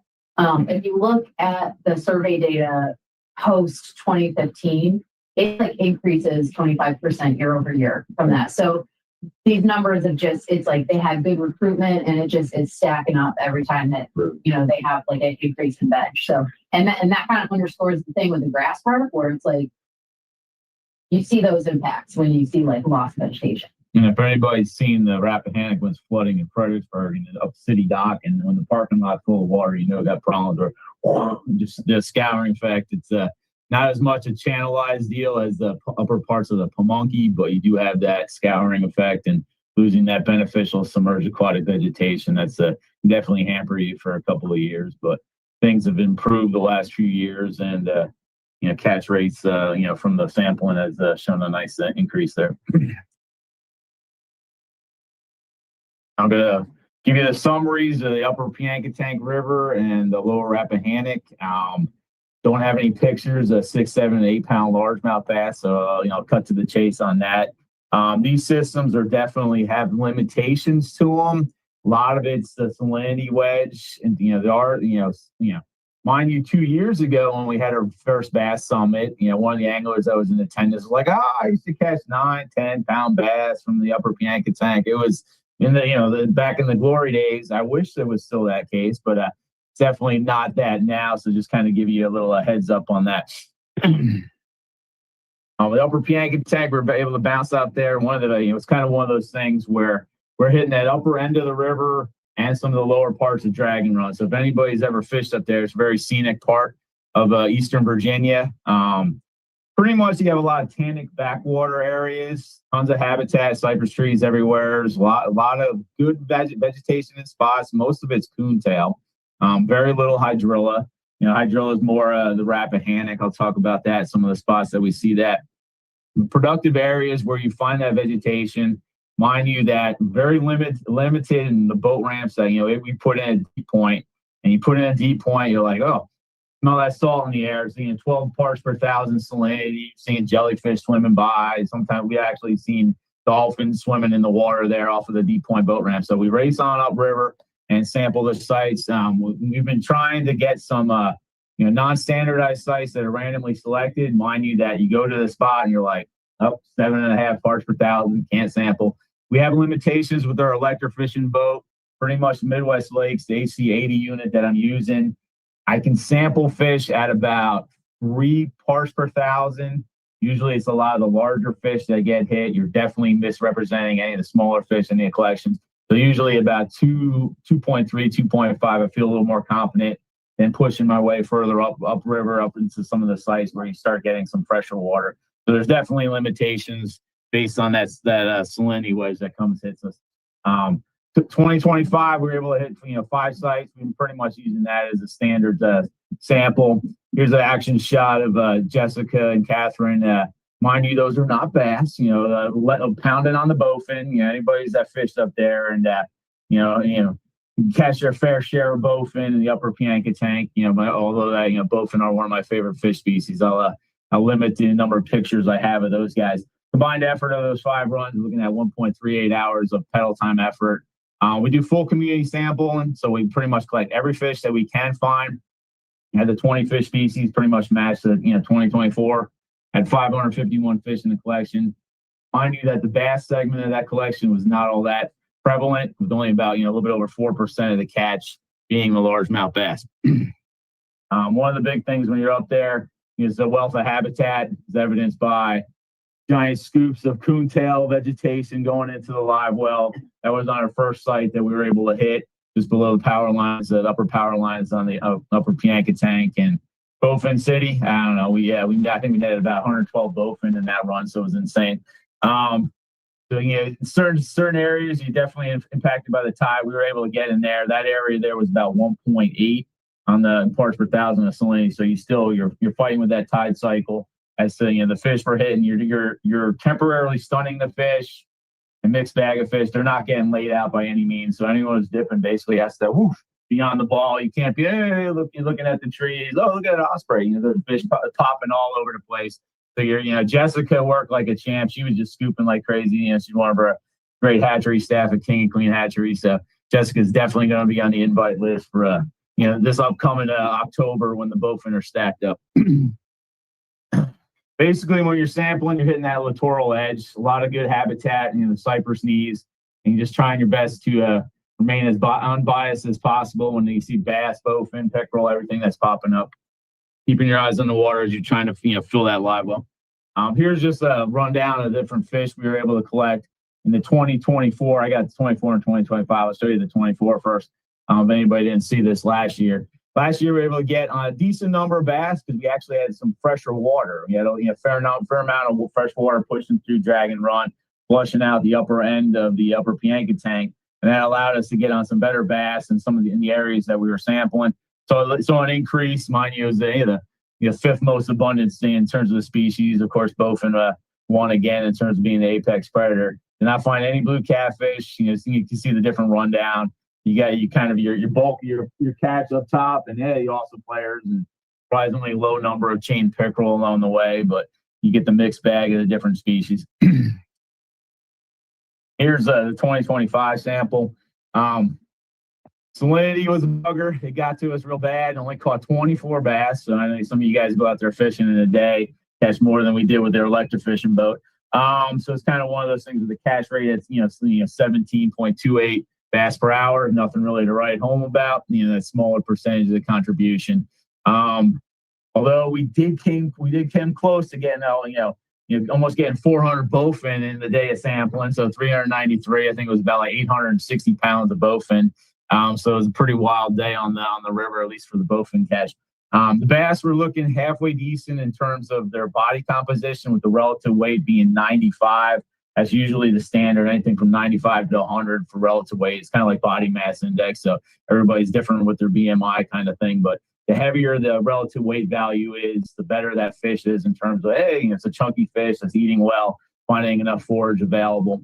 One of the big things I want to, hamper on catch on the northern snakehead, we caught one. So it was just like, it made the list that the one snakehead, about 6 pound snakehead. So, basically they've got, like Mike was saying, where a few fish can kind of get into a system, but they're not finding enough to bring a brood stock of the opposite sex that they actually like. You can't really have much of a population. I've heard a few more fish further up into drag and run. There's limitations to how far we can get the boat up into drag and run, so we're not up there sampling too high. And then the conductivity is really, really low up there in the Tannic backwaters, and you're probably looking at conductivities in like 30 to 40 microsiemens. So definitely have some limitations sampling that lower conductivity. Here's just a breakdown on the size distribution from the 2024. We did see that good year class of juvenile fish. And that was a definite positive, seeing those guys. Mind you, taking advantage of that fresher water that was there. Limitations on the number of preferred size fish. So 15 inches is basically 38 centimeters. Maybe they had a few better fish in the 2.5 pound range, but definitely did not have any larger fish in the collection of 2024. Try your best to display the 24 fish that you had out there. Very, very, very poor recruitment is evidenced by the 14 to 16 centimeter fish. It's really bad when you have your axe is just 1, 2, 3. So things were definitely limited this past year. I'll switch it over and make it a little bit easier. So no more centimeter groups. Bounce it over to inch group, the length frequency distribution. You can kind of see the trailing edge of that 2024 year class with those 8 to 9 to 10 inch fish. Probably those 11s and 12s. This is really cool, guys, because there's a lot of tidal rivers in Virginia. I want to fish. Like, tournament fishing is no longer the thing I really want to do. Like, I want to tournament fish, but it's like there's so many bodies of water. It's like, oh, cool. If I had a free weekend, I want to go travel there and fish there for like 2 or 3 days. And the Piankatank, the Rappahannock, I really want to fish the Rap for like a week straight to figure it out. But there's so many cool places we have in Virginia that doesn't get love, or would just be a fun adventure, Jeremy Wade style fishing.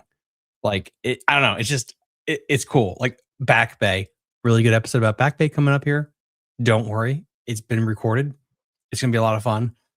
I don't know. It's just, it's exciting. Shiners, you can catch bass and bowfin till you're blue in the face. And, mind you that you guys are probably throwing more artificials, but, spinnerbait bite, catching a bunch of pound and a half, 2 pound bass could definitely, you're not going to be catching too many 3s and 4s based on what we've been seeing, with our recent surveys.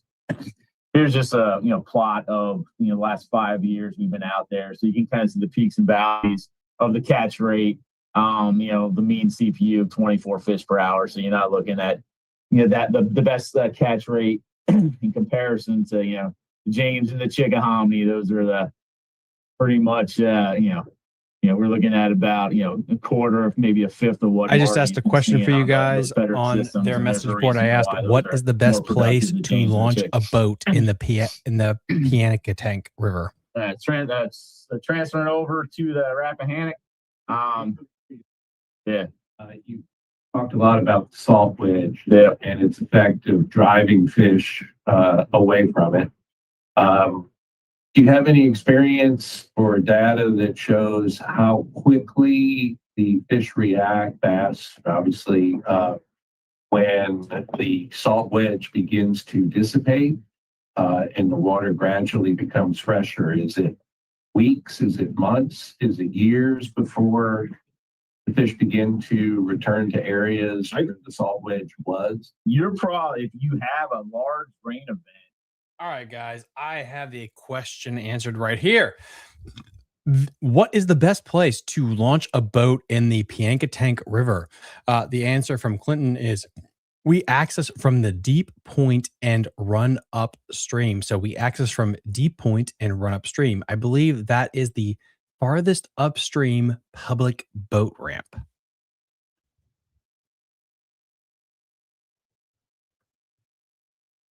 Sorry. Further down. And it was kind of interesting just seeing some of the fish there. Then, I can't sample those sites because a lot of those sites are 4.5, 5 parts per thousand. You just kind of you remember, back in, 2009 when I was here with Bob, we were sampling, we got all those bass. It was a live well was full of fish. And then you go there now and you're like, 5.5 parts per thousand. But yeah, definitely you're going to have that, flush of water and the fish will move accordingly. The biggest thing is, Mike was talking about how bass can live in these areas. And there are areas where there's probably still bass. It's just that we can't sample those areas with our electrofishing boat just because of, limitations with that higher salinity. And I can go into certain areas and sample and maybe, you'll see a, flurry activity, whether it's a gar splash in this or that, or, bass that are, bouncing away from the electric field. You just can't hit them with any, at high frequency. It's kind of a definite limitations on that end. Nice little scenic picture of the Rappahannock. When I get the limitations on some of the sites where I'm not finding too many bass, I'll definitely get some nice pictures. Basically, we were out there 5 days this past fall. Usually try to get there the earlier part of October. We managed to get out there. Squeaked in a last day on the 28th after hitting it the 1st, 2nd, 7th, and 22nd. 28th was definitely not the best of days, in the 25 mile per hour wind rocking and rolling, and you get 2 to 3 foot swells in Green Bay. So that didn't work out too well. We were able to hit some better sites, further upriver that were protected. Water temperatures definitely cooled off by the 28th. Usually I try to get more of a consistent first 2 weeks of October, just it wasn't in the cards this past year. Hit the 25 sites again. That's pretty much the standard of what I've been doing. Last couple of years, I've transitioned to full community for all the sites, primarily because the predator only runs were getting so light, whereas 2 bass a run, 3 bass a run, 1 bowfin, 1 snakehead. So we're just like, well, let's just net everything. So I'll show you the big old chart of everything that we've been getting. But the salinity wedge again was pushing on up. Never a good thing when you launch at Carter's Wharf and you're like the YSI. I was joking about the YSI earlier. Basically, you can see, hey, the dissolved oxygen, the temperature, conductivity, salinity, and you're like, conductivity, 53, 67, salinity, 3.1. You're like, So you scratch your head what little I have left, and I race on to the west and try to find fresh water. It's kind of one of those things where, upper part of Piscataway Creek, anybody's been up there, plenty of good habitat, a lot of, submerged aquatic vegetation. You can kind of see scattering of grass there, the spatterdock pads, some good habitat with a couple of the piers that are up there. Bouncing on down to Otterburn Marsh. We sampled there at one of our sites, found a few decent bass, a lot of good, tons of flooded habitat. Mind you, it's not the deepest of water there, but you get off 2-hour about 3-4 foot of water on the edges of the flats, you find more of the bass, not necessarily living up in a foot and a half of water. And we were able to get up. Anybody's been fishing the hydrilla flats. People hate down government, Port but Royal, people on the that's ground, where we've seen a lot these of good grass biologists up there. They love what they do. An action shot of Catherine Always netting a disassociate decent sized northern snakehead. Didn't get too many pictures of her with bass, but I did manage to get one there. That whole flat there on the southern shoreline, nice great habitat. Finding some decent bass there. We did not sample on the northern shoreline, but you get that whole hydrilla flats just below Port Royal are pretty thick, probably some of the best grass, and then trailing into the mouth of Mill Creek. Best grass. Here's Mill just Creek. a rundown. We were able to collect the whopping total of 1,797 fish. Largemouth bass made a decent presence. And mind you, in second place, you get the silver medal. Boom, boom, boom. Lost out to the pumpkin seed sunfish, of course. But That is a good kind of give you question, the rough, Roy. rough I idea will of the find different, a prey kayak species thing and that I'll are drop there. it So in you the have your Patreon eastern Facebook silvery group. minnows and gizzard shad. One of the things that we I'll did screenshot not that. get, I don't think we got any American eels, so that was kind of interesting. But we had 37 different species, so you got high species diversity. Mind you, we were talking a little bit about snakeheads. The snakehead's only 29, so catch rate of those guys is not looking all that hot. 4.2 per hour. You get the percent contribution of the various species there. Mind you, that you got your also showed or also played up category where you just have very limited collections of those various species on the right hand side. Bowfin numbers probably the lowest I've seen. Sampling there on the Rappahannock, where you get a couple little pockets where you find some fish, and they're definitely getting worked over by the bow fishermen, unfortunately, since they are a native fish to the system. But the bass, looking at 196 is pretty much on par from what we saw in 2023. Last year was definitely down a bit. Here's just a site breakdown. PD Creek, I don't know. That place just drives me crazy. I had to put that question in there. It's like, anybody ever caught a bass out of PD Creek? So it's kind of one of those things. One of the best quotes from Bob Greenlee: numbers are zero. Zeros are numbers too. So PD Creek, that whole run, that 1,000-second run, we're sampling a lot of shoreline, a lot of habitat, giant or bass, and gizzard shad. That's a mixed bag of everything, but we're the best. Then you get one. But basically, the sites in green, closer to Port Royal, more consistent, submerged aquatic vegetation. Boom, there's where the fish are hanging. Mouth of Mill Creek has been kind of the epicenter for juvenile, survival and production. Whether or not they survive another 2 years, past when we're sampling, we're seeing a lot of those juvenile fish hanging out at the mouth of Mill Creek, where I pretty much start at the point, hug it in a bit, and then carry my way out. You go down to the east shoreline. So it's one of the better sites on the upper Rappahannock, just below Port Royal. And we did see some signs of life from a couple of the other spots. Primarily Baylor's Creek did halfway decent. It's minus 15 fish, but in years past we've had 5-6 fish. So but if you're getting 15 in a run, and you had some decent fish along the way. But pretty much the moral of the story is find the better habitat, you'll find those better bass collections. And one of the things that was interesting is just the percent contribution. Years past, we've had sampling that has shown like 75, 76% of our collection were all juvenile fish. And so you had a big pulse of those young-year fish and the limited adults. So now it's kind of a little bit more even. I was using the breakdown as the young fish being basically anything under stock size, so the 8-inch mark. A lot of your juvenile fish are pretty much those 4 to 6, 4 to 7-inch fish from that young-year production from the 2025 spawn.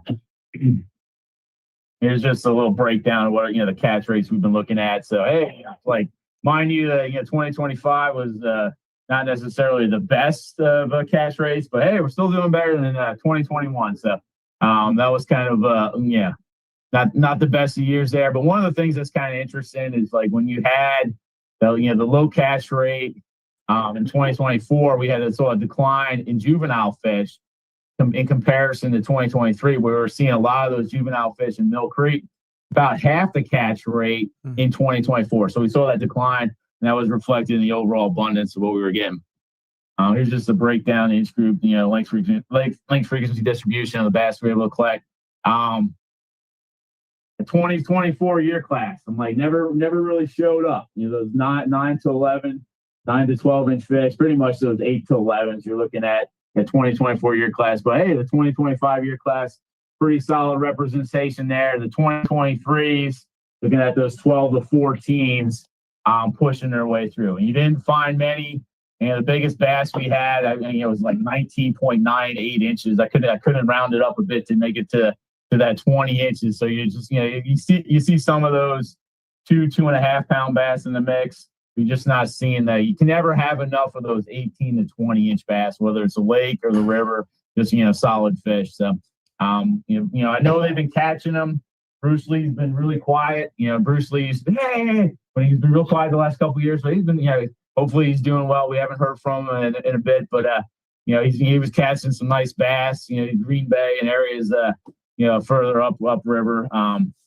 We'll see, but and here's just a breakdown on the weights. So it's kind of one of those things where, hey, 100 of your bass, mind you had 196 bass, and 100 of them were I just juvenile posted fish. on The lake the frequency Patreon distribution I group just a showed. screenshot. And I of got all the weight boat breakdown. ramps on the Would have been Piankatank. nice to, of course, all the boat ramps on the Piankatank. I hey, just if I had these dropped ding, that ding, there. ding, 3 to 4 or 5 pounders would be, I'd be cheering a little bit more for the, lower wrap, but not to say that those fish aren't out there. I know I did not get to sample Cat Point Creek. I've talked to a couple fishermen. I swear by a couple of spots in Cat Point Creek. Oh, there's some good trees off this one bank, this and that. So whether or not those bass are still hanging, 7, 8, 9 feet down on some of those trees, we can only shock about 5 to 6 feet down. And that's on. And when conductivities are in our favor, if the bass are holding 6, 7, 8 feet down, definitely you might tickle a little bit, but they can swim away from you. So there's definitely limitations. I'm not saying that guy's favorite spot was a complete bust, but a couple years back I hit it and trees gave me nothing but catfish and gizzard shad. So it's kind of one of those things where I managed to catch one bass that hit over the magic 5-pound mark. And that was this beauty here from Baylor's Creek. That was came as a nice little surprise seeing her. It's 5.209 pounds. So it's nothing in comparison to the Chickahominy, but in terms of you can catch 4 or 5 of those in any given day. Mind you, you can get beyond a good bite. There are spots that still produce those fish. And one of the sites there on Baylor's Creek, managed to the grip and grin. I told, hey, grab some fish and get a good old shot. The 4 of the better ones we got out of Baylor's Creek. We were out on Piscataway Creek yesterday, trying to find yellow perch for Alex McCricker, the March fishing piece. Mind you, we found more bass than any yellow perch. Yellow perch were hiding on us like you wouldn't believe. To get one, the biggest bass was 4 pounds. The smaller bass on the right hand side, about 8-inch. It's not a 1-year-old fish, but it's getting close. Probably into April, first week of May. Magic first birthday rolls around. That fish is pretty happy and healthy. So I'm going to say Snoopy. Snoopy, good stuff. Thanks. Hopefully I can fish them all next year. Dude, are you talking about 2027? Come on, dude, do it this year. Do it this year. You don't know if you're going to be alive next year. Listen, life is too short. Go fishing. Life is too short. Go fishing. But anyway, guys, I just put on Patreon's Facebook page, and I will put it on everything tomorrow. Patreon's the app of Patreon where you'll get an email notification. I'll put it on Facebook and all that stuff later Friday and into the week about all the boat ramps on that river system. It'll be there. So, February timeframe. And any questions? One of the things that's real interesting, big fat snakehead tail sticking out of that bass's mouth there. It's just it ate probably about 11-inch northern snakehead. So it's kind of not every day that what's on sometimes you'll see a shad tail. That was kind of interesting, just finding dude, that sucks. We'll go after surgery, recovering, and fixing the boat. Dude, I'm so sorry to hear that, man. That sucks. Prayers, man. Prayers to whatever God you pray to. I'll pray to it. Taking bass out of Troy Creek, collecting bass out of Troy Creek, they were spitting up juvenile snakeheads. Basically 2.5-inch little snakeheads. We had bass in our live well, and they're just regurgitating all these juvenile snakeheads because the snakeheads, they'll live underneath the lily pads there and any of those batterdock pads, and they'll come up for a gulp of air. So basically, bass are just like, oh, I see you, boosh, boosh. So a lot of these little juvenile bass, these 7 to 8-inch largemouth that we got several years back, we're just spitting up all these snakeheads. We're just not seeing many snakeheads in spots. I didn't get into Troy Creek, the upper parts of Troy. I sampled the mouth of Troy, and we didn't really do too much on that end in terms of bass or any snakeheads this year. Yeah. I feel like I can answer it, but I feel like it'll be more entertaining if you do.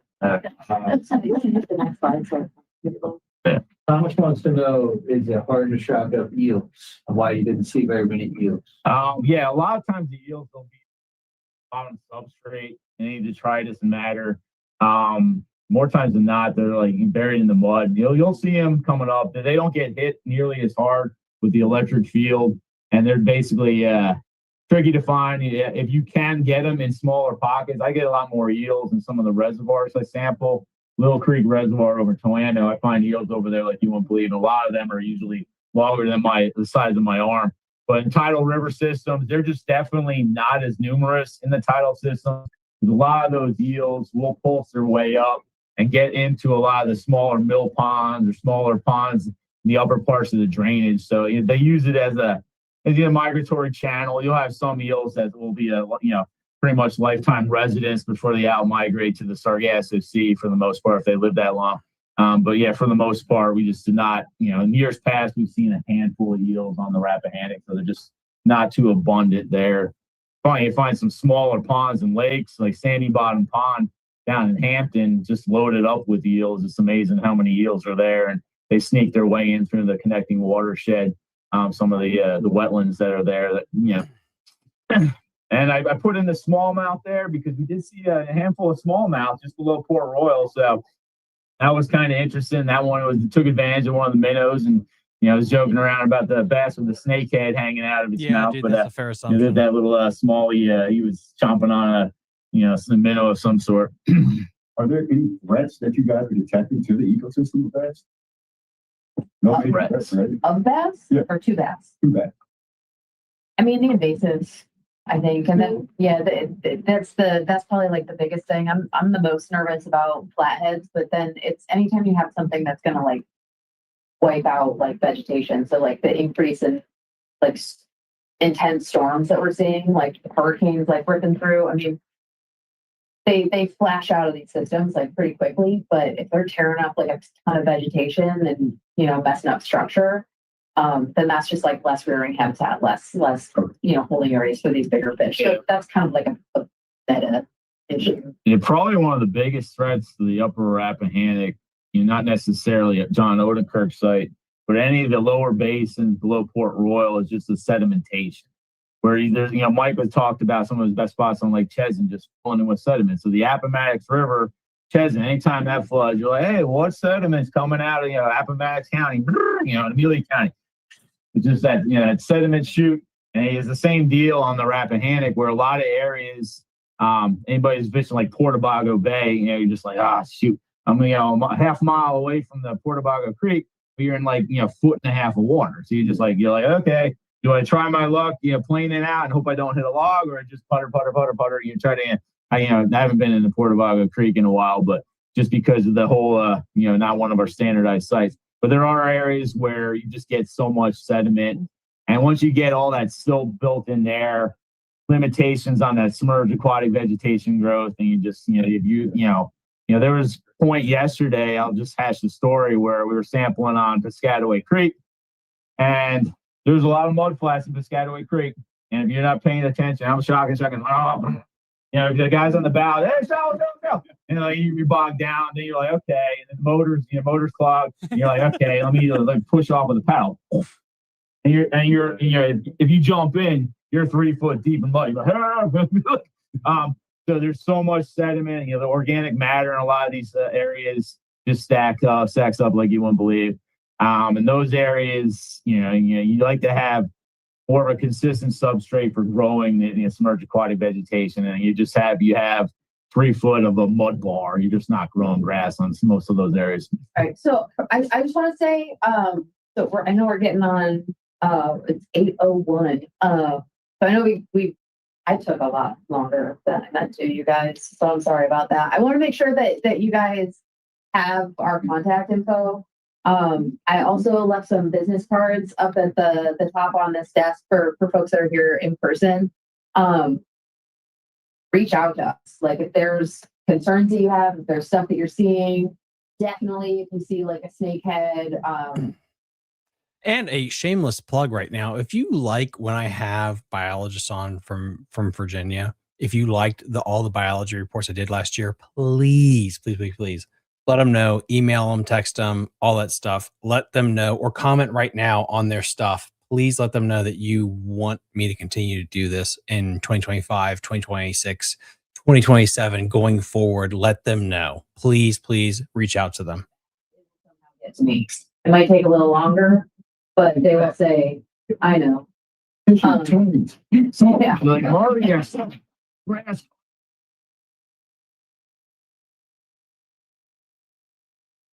Best of my knowledge, I've not seen any grass carp, any of the Rappahannock sampling we've been doing.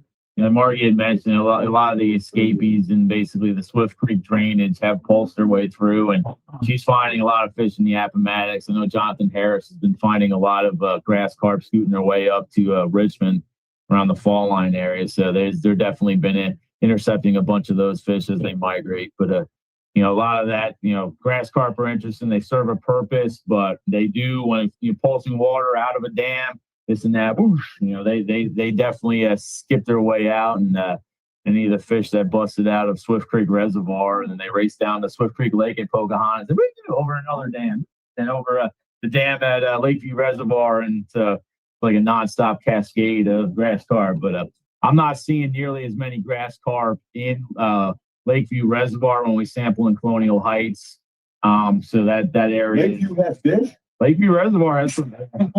Well, if you fish Lakeview Reservoir and you've gone up lake, Yeah.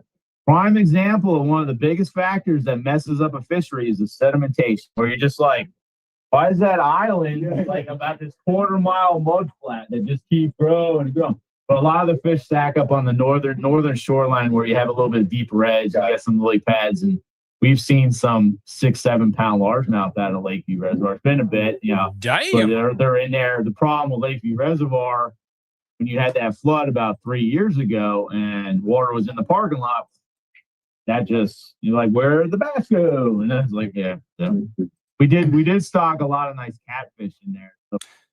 So if you have any questions for anyone in the Virginia Department of Wildlife Resources, I'm going to put in the comment section right now all their contact information. You're going to see that. And again, shameless plug, please, if you want to reach out to them, if you see a department, or just email the Virginia Department of Wildlife Resources and just say, hey, we really appreciate the collaboration you do with Fishing the DMV.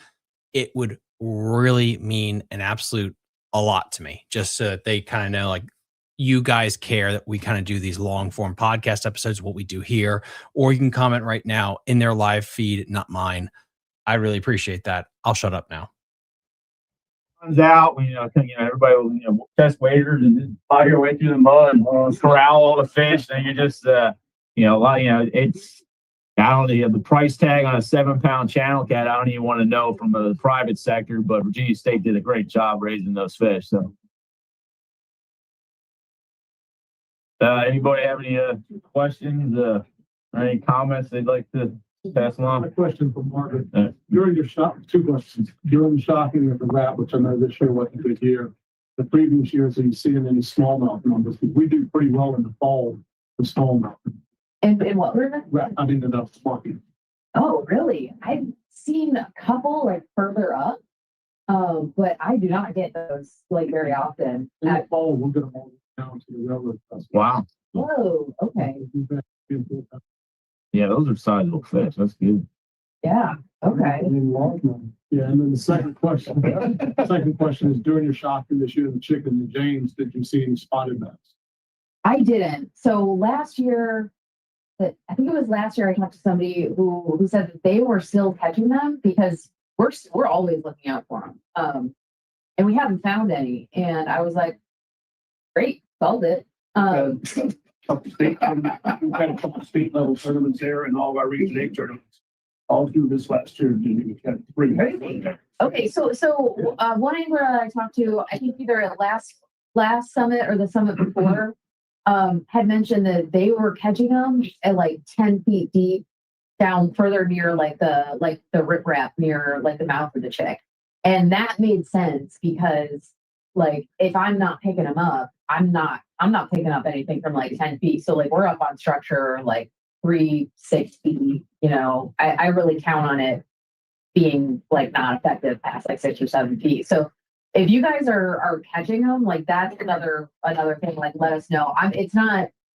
It's on my radar as a threat to Virginia overall. It's not on my threat for my specific tidal waters, just because I think in the Chickahominy, like the largemouth population is so strong that they're not at that point where they can like outcompete them, but I think they are still holding deep.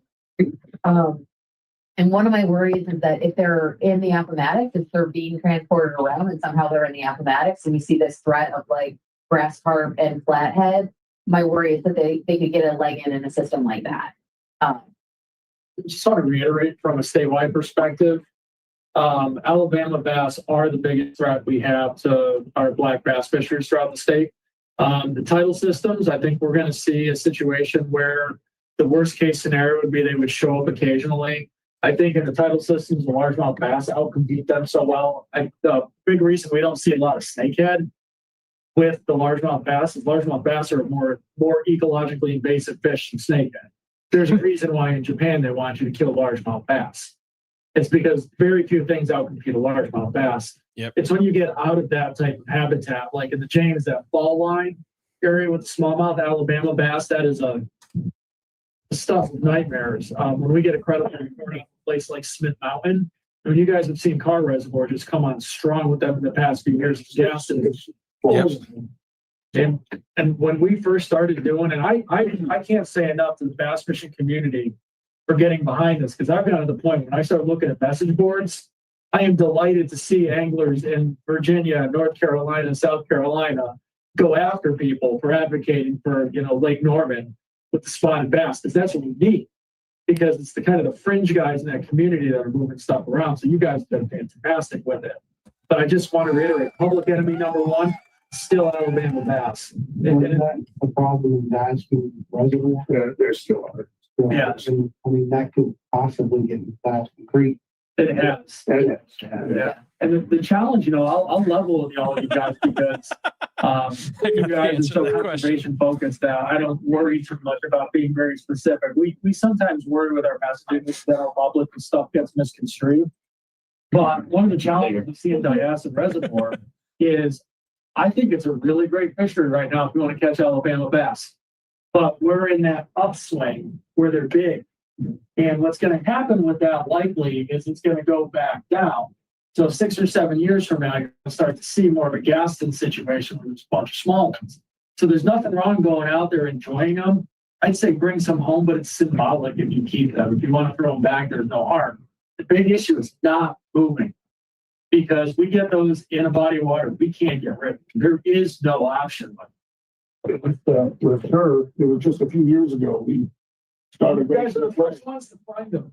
Yeah, in Eastern Creek. We're catching them all over the lake now. Our last state tournament there, we estimated 75 to 80% of the fish brought to scales spotted that. Yeah. See, this is why it's like you guys are like such a valuable asset, because this is what we mean when we say you're spending more time on the water, you're covering more area. Like you're like an early alert system. So, and yeah, I didn't mean to kind of. I'll take any chance I can. Yeah, I don't want to de-emphasize them as a threat in tidal systems. I'm not super worried about them because largemouth are currently outcompeting them so strongly. Where I get concerned is where like we see those bass populations flagging a little bit, like in the Appomattox. I'm going to be on that like white on rice. And then similarly, like because Diaskin is kind of the source, we spend extra time up that river, like monitoring for them, because we know that our best chance of like seeing them is going to be in those like shallow spots before they make it up with chick and move into deeper water. So we're on it as much as possible, but absolutely, if you guys catch those like Alabama bats, like call me, let me know. We'll go out, we'll sample. And we're trying to get bass fishermen to eat bass. It's okay. Scout makes a pretty mean Alabama bass burger, so he's got some recipes for you guys. Hey, Mike. Yeah, Thank you. You guys. Thank you. Alabama bass in Mount Lake, because there was a lot of chatter on Facebook. So I think those reports are credible. I would be astonished if somebody hasn't put them in Smith Mountain Lake. The question is going to be, do they get established or do they swamp out? One of the challenges we have with Alabama bass is they're not very picky with who they'll breed with, which is why they're so invasive. It's very possible when you introduce a couple of Alabama bass that you never get pure Alabama bass again. they just breed with smallmouth, and that's where you end up in situations where you start to get a little bit of pollution with it. But I'm confident they've been introduced in there. I think those reports that were floating around were credible with that, but it remains to be seen. A lot of times you get these failed invasives. It's the same thing with snakehead on the James. I'm confident somebody's put snakehead in the James. The question is, do they take off? You end up in situations like we saw in Carr Reservoir where they've taken off, and Diasim Reservoir, they've taken off. It may take a couple of introductions in Smith Mountain. So if anybody here in the room is the one doing it, can you please stop it? And similarly, I know the bass fishing communities are fairly tight knit. You know, as you run into guys who you think might be up to that behavior or might consider it, one of the things that's been huge with this Alabama bass thing is I think we're getting to the point culturally where it's like keeping big largemouth bass, where if you catch a 6-pound largemouth bass and you take it home, that is absolutely your right to do it. If you put that picture up on Facebook with that thing in your kitchen, oh, I want you guys to appreciate, I know some of you guys do not like the DWR. Mike Benarski and a lot of these biologists, they really do care so much for our fisheries. They get it. Mike is a fisherman. He is an angler. He used to be a tournament angler. He loves fishing. So just always separate out the bureaucracy of government from the people on the ground, the boots on the ground, please. Unmute yourself and ask your question, please. Good evening. I am enjoying this tremendously. I'm wondering if you have information or data on fish that would be in the lower Potomac, but on the Virginia side of the state line, like Namla Bay and lower Machotic, and the northern neck there. There's so much variation in the fish there. I was just curious if you track that, and knowing that that's a very large river north of where you're speaking, but everything in that lower basin there of the Potomac is headed towards all the tidal rivers you're talking about. Yeah, so Region 4, John Odenkirk and Mike Eisel, they sample some of the Potomac tribs opportunistically. The Potomac is kind of like its own animal in terms of tidal rivers, just because it's like multi-jurisdictional. So we do sample it. Region 4 samples it. I don't have any of those data. But if you shoot me an email, I can try to get some information for you on that. From the Region 4 guides, at least get a sense of like what the fishery's like. Okay. Most of their better sampling, Aquia Creek and anything further to the north on the Potomac, solid bass populations and a lot of those Virginia tributaries. Salinity wedge is absolutely horrible. Lower parts of the Potomac, anything below Colonial Beach. You do have some tribs here and there, but you're looking at those higher salinities where you might have a freshwater pulse up in some of those creeks, and maybe you have some common carp surviving this and that, gizzard shad, but the bass populations are very limited, past Colonial Beach. But Odenkirk and those guys do a good job hitting a lot of those Virginia tributaries, further on up, just. Yes, they do. And guys, I've had Odenkirk on the channel about 5,000 times. Please just go check that out. If you want to know John Odenkirk's episodes, the episodes John Odenkirk has been on, message me, fishingthedmv@gmail.com, Instagram, Facebook. I will give you every single episode that he's been on. You can binge that. Again, pretty transparent about that shit. So please, please, please message me. We've covered that ad nauseum. And I had the biology report last year for the Potomac River from John Odenkirk himself, the legend. Any information or data that suggests where it might be now?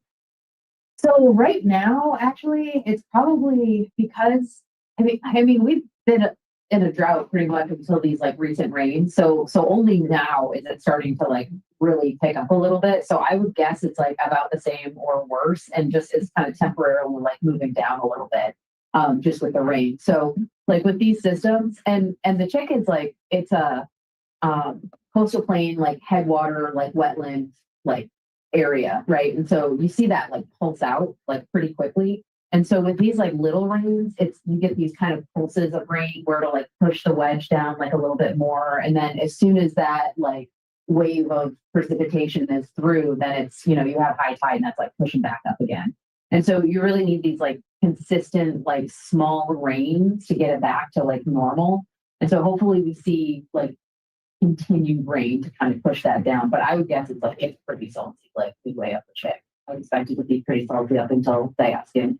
I know as a reference point in the Rappahannock, Hoskins Creek is one of my favorite spots just to check, where it's like a week and a half ago, it was 10.5 parts per thousand. I was just like, bro.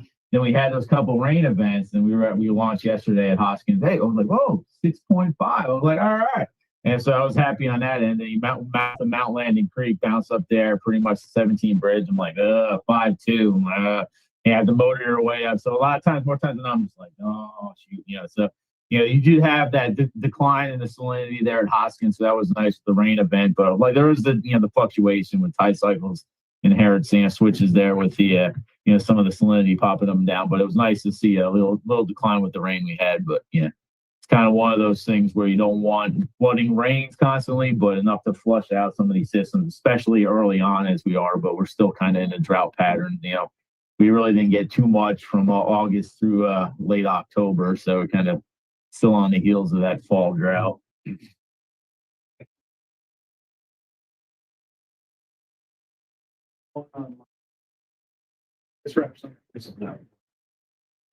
Thomas just asked from Fishing the DMV podcast, Mike, how do you relax on the weekend?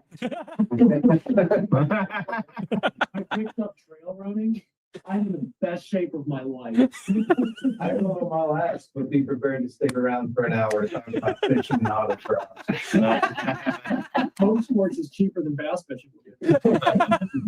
Awesome. Thank you everybody for making the time and coming. It's thank you. Thank you. Yeah, take my card, email us, after the best. Yeah, thank you. Thanks, Margaret. Thank you.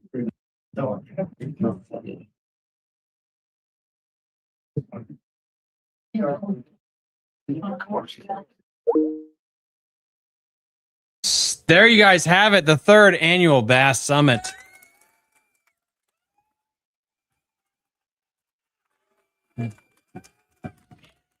We did it. I don't know how we did it, but we got through 2 hours, at least it says on my end, 2 hours of talking about that. This is a thing I have learned so much. I've had so many conversations. You guys know I've had 470 episodes of the show in 3.5, 4 years. That doesn't include duplicate conversations and live stream stuff. So I've had close to 600 conversations, long form. I'm getting close to Joe Rogan numbers. You guys didn't know that. The people on the ground are not the issue. The biologists in every department usually are not the issue. When we yell at government, when people yell at government, it's not the boots on the ground. Those people are like cops, are like soldiers. They love what they do. They want the best for us. So please, like when we talk about the budget cuts, when we talk about issues, the Potomac River spill, a lot of times the people that you yell at are the ones that care the most and the ones that are most or like upset about what's going on. They're the ones that truly love what they do.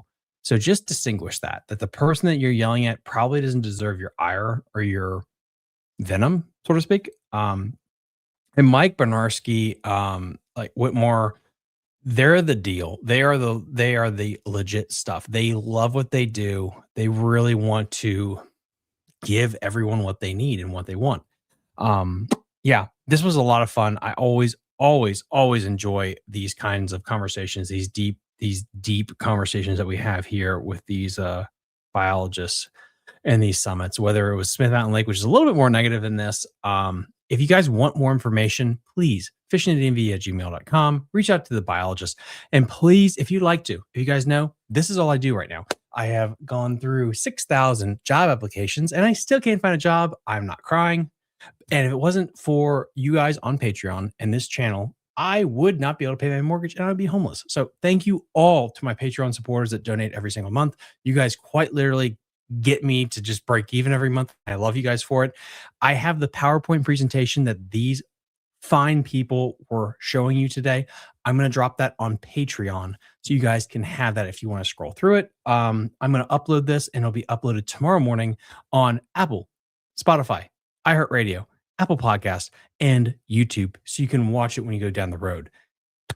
if you see one of these biologists, say thank you for everything they do. They do so much good work for us. And honestly, I love Virginia and Maryland so much. I love this area of the country so much. If there's something you'd like me to cover going forward, please let me know. I'm going to try to get more into saltwater.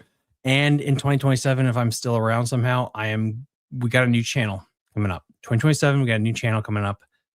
And it's going to be outdoors related, not just fishing. It's going to be all outdoors encompassing. Anything outdoors, anything historical, I will cover it, period. I will own everything outdoors. That's coming in 2027. Stay tuned for that. And there's a nonprofit coming too. Hopefully. I'm a dreamer, aren't I? Anyway, everyone get a good night's sleep. I love all of you, and I will see you guys later. Oh, last thing. I'm sorry. I will be at Fishing Pro Tech in Williamsburg, Virginia. Link in the episode description. This Saturday, noon till 6 p.m. Again, noon till 6 p.m. Fishing Pro Tech. I will be there this Saturday, noon until 6 p.m. I got to keep saying that to make sure everyone gets it. So if you want to come by and say hi, I will be there. Come see Hunter. He will smile. And Lynn, the greatest JDM tackle shop there is. Again, go say thank you to everyone in DWR. If you got any questions for me, fishingthedmv@gmail.com. And we will see you guys next time on Fishing the DMV. Bye. You're listening to Fishing the DMV with your host, Thomas Ahrens. Fishing the DMV is brought to you by Jake's Bait and Tackle, located in Winchester, Virginia, Tactical Fishing Company, and Fishing Pro Tech, located just outside Williamsburg, Virginia. That doesn't